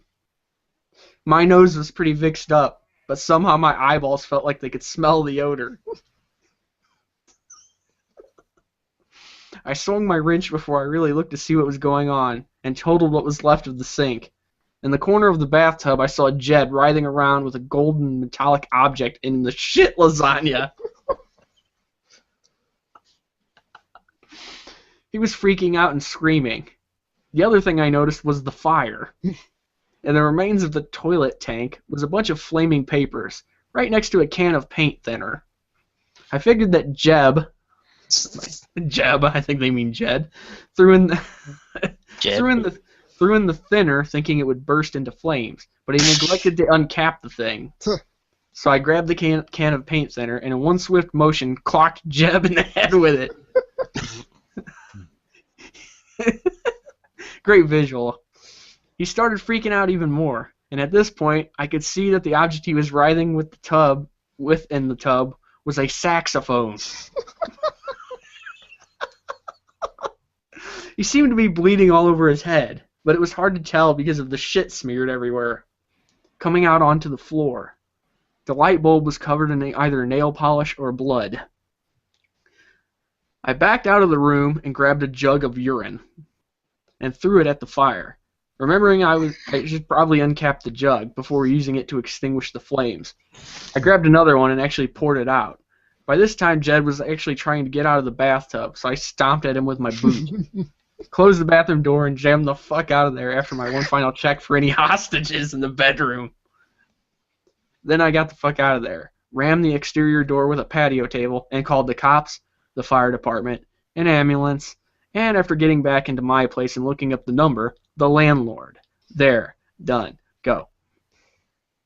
Oh, in Aftermath, there was some court action for back rent, but all said and done, they couldn't prove I was withholding rent because I paid Jed with cash on the barrelhead, and I actually ended up getting paid money to stay there in the long run. I still have Jed's things to this day, and to my knowledge, he's in a nut barn or something. And for those curious, the shrill whale night noises were actually his insane vocalizations. If you don't know, it's very hard to be that crazy and actually make a sound on a saxophone. No, I don't know where he got the sax. There are two versions of where the blood came from. The official version and how I think it happened. The official version was that he had a psychotic breakdown and cut himself, and that's why there was blood in the truck. My opinion on it was that he wanted me inside the apartment and burning to death, so he invented the kidnapping story, planted the blood, and attempted to blow me up with garbage and paint thinner. I don't know why he had the sax. It was fun trashing an apartment with full legality, though. Just to clarify, the shriek noises was psychotic wailing, not the sax, which was full of shit and inoperable. The strange bass noises were his movements in the shit lasagna tub, amplified by the fact that it's a giant, shitty, cheap plastic tub and next to my wall. Ugh. Oh, and now the story is over, I can spoil this. There were never tarantulas actually running around the apartment. They're all in their cages and quite dead by the time the showdown occurred. I wish I had known that, because I might not have been so berserk frenzied at the time of re-entry. It was so bad I went into the bathroom and it went like this. Opened the door, got physically hit in the face with the smell, eyes ceased to function, blinded by the odor. I protected my face with one hand but while swinging the wrench around madly with the other, before getting into a crouch and finally being able to see. I have nightmares about this experience, but strangely enough, I have more nightmares about the spiders in my bed than storming out of the evil castle of Count Von Feces. Count Von Feces. Edit. I was pretty panicked, which is why I threw the first jug of urine without opening it. And that's it. That's it. The worst roommate in the universe. Like I said, there's no way really to probably check and see if it's true. I don't really care. I don't really care. All I know is that this does need to be made into a movie. Ugh, yuck. Almost sounds like something that, and like more like an adult late night version of something that'd be on a Lifetime movie. Doesn't it? Like some just fucking nut job running around that shits all over the place. Wow. I really hope they don't make a porn parody of this movie. Ew. Well, they already did. It's called Bondage Game? German Shiza movies. Oh. But anyway, we thought that would be amusing. One of our buddies, Villainous Hanacha, actually found this. Yes. And I don't know whether to thank him or to never talk to him again. Yeah, It's the first time it's not this time. It's not me the one finding something disgusting for you guys. Exactly. Yeah. I don't want to know what he was doing when he found it. I really don't. I don't need to know the story of the discovery of this tale. Horrible thing. In any case, that's the show. The email address is ntrradio@gmail.com. The website is she'slostcontrol.net/podcast. What you need to do is check out Otaku Midnight, the other podcast on She's Lost Control Media, because they're really good. Check out K-God stuff at docuwash.com. Check out VZ stuff. Check out VZ stuff at vzmk2moy and mechagatsai.wordpress.com. Check out Shinakiba Anime Goods, and you can use the promo code NTR for a discount. I'm Tom Enforcer this. I'm K-Odds. I'm Moe Pig VZ Mark II. Yeah. And even though Count Von Feces continues to leave his crap all over the apartment, this is NTR Radio. It's 1 and 2.